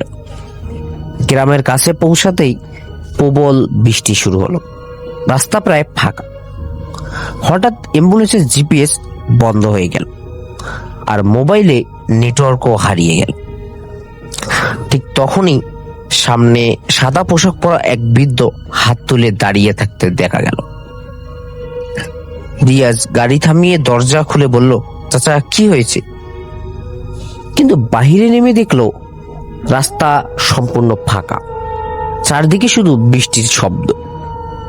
আবার গাড়িতে উঠে ইঞ্জিন চালু করতেই ওয়্যারলেসে ভেসে এলো একটি কণ্ঠ, বাম দিকের রাস্তা দিয়ে যেও না। রিয়াজ দ্বিধায় পড়লেও ডান দিকের রাস্তা ধরল। কয়েক মিনিট পর সামনে পুলিশের ব্যারিকেড। জানা গেল বাম পাশের সেতুটি কিছুক্ষণ আগেই ভেঙে পড়েছে। যদি সে সেই পথে যেত, বড় দুর্ঘটনা ঘটতে পারত। ঘটনাটি তাকে গভীরভাবে নাড়া দিল। পরের দিন সে সেই প্রবীণ ইমামের কাছে ফিরে সব খুলে বলল। ইমাম শান্তভাবে বললেন, সব অজানা ঘটনাকে জিন বা অলৌকিক বলে ধরে নেওয়া ঠিক নয়। কখনো কাকতালীয় ঘটনা, কখনো ভুল দেখা বা ভুল শোনা এসবও হতে পারে। তাই ভয়ের চেয়ে আল্লাহর উপর ভরসা রেখো, নিয়মিত দোয়া পড়ো ও আতঙ্কে নিজের উপর প্রভাব ফেলতে দিও না। রিয়াজ মাথা নাড়াল, কিন্তু কয়েকদিন পর হাসপাতালের পুরনো গ্যারেজে দাঁড়িয়ে থাকা সেই একই অ্যাম্বুলেন্সের দরজা নিচ থেকেই ধীরে ধীরে খুলে গেল। ভিতরে কেউ ছিল না, শুধু ড্রাইভার সিটে রাখা ছিল একটি পুরনো তাসবিহ। রিয়াজ সেটি হাতে তুলে নিল, আর ঠিক তখনই তার ফোন বেজে উঠল। স্ক্রিনে যে নাম্বারটি ভেসে উঠল সেটি ছিল সেই অচেনা নাম্বার, যেখান থেকে বহু রাতে আগে তাকে মিস কল এসেছিল। রিয়াজ কাপা হাতে ফোনটি রিসিভ করল, কিন্তু ওপাশে কোনো মানুষের কণ্ঠ না, শুধু কয়েক সেকেন্ডের নিস্তব্ধতা। তারপর খুব ধীরে ধীরে একটি কণ্ঠ ভেসে এলো, তাসবিহটা যার তার কাছে ফিরিয়ে দাও। এর পরপরই লাইনটি সঙ্গে সঙ্গে কেটে গেল। রিয়াজ নাম্বারটিতে আবারও ফোন দিল, কিন্তু অপারেটরের উত্তর এলো এই নাম্বারটি বর্তমানে বিদ্যমান না। পরের দিন সে সেই তাসবিহ নিয়ে হাজী আব্দুল কাদেরের বাড়িতে। তাসবিহটি দেখে হাজী সাহেব কয়েক মুহূর্ত নিশ্চুপ হয়ে রইলেন। তারপর চোখে পানি নিয়ে বললেন, এটা তো আমার তাসবিহ, হজে যাওয়ার সময় হারিয়ে ফেলেছিলাম, আমি আর কখনো এটা খুঁজে পাইনি। রিয়াজ অবাক হয়ে গেল, হাসপাতালের গ্যারেজে সেই তাসবিহ এলো কিভাবে? এর কোনো ব্যাখ্যা কারো কাছে ছিল না। সেদিন সন্ধ্যায় গ্রামের মসজিদে সবাই মিলে দোয়া করা হলো। হাজী সাহেব সবার উদ্দেশ্যে বললেন, ভয়ের চেয়ে ঈমান শক্ত হওয়া বেশি জরুরি। অজানা কোনো ঘটনা ঘটলে গুজব নয়, ধৈর্য, দোয়া আর প্রজ্ঞতার সঙ্গে মোকাবেলা করতে হবে। সেই রাতের পর রিয়াজের অদ্ভুত ফোন কল আর কখনো আসেনি। তবে আজও গভীর রাতে যখন সে অ্যাম্বুলেন্স চালিয়ে সেই নির্জন মহাসড়কে যায়, ড্যাশবোর্ডের উপর রাখা তাসবিহটির দিকে একবার তাকিয়ে আর মনে মনে দোয়া পড়তে শুরু করে। কারণ কিছু ঘটনার পূর্ণ ব্যাখ্যা হয়তো কখনো পাওয়া যায় না, কিন্তু ভয়ের মাঝেও মানুষ সাহস, বিশ্বাস আর সংযোজন নিয়ে সামনে এগিয়ে যেতে পারে। এরপরে ইমাম তাকে বলে, সব অজানা ঘটনাকে জিন বা অলৌকিক বলে ধরে নেওয়া ঠিক নেই। কখনো কখনো কাকতালীয় ঘটনা কিংবা ভুল দেখা বা ভুল শোনা এসবও হতে পারে। তাই ভয়ের চেয়ে আল্লাহর উপর ভরসা রেখো, নিয়মিত দোয়া পড়ো এবং আতঙ্কে নিজের উপর প্রভাব ফেলতে দিও। রিয়াজ ইমামের ঘটনাটি মাথায় নিল এবং সে নিয়মিত নামাজ পড়তে লাগলো এবং আল্লাহর কাছে দোয়া করতে লাগলো।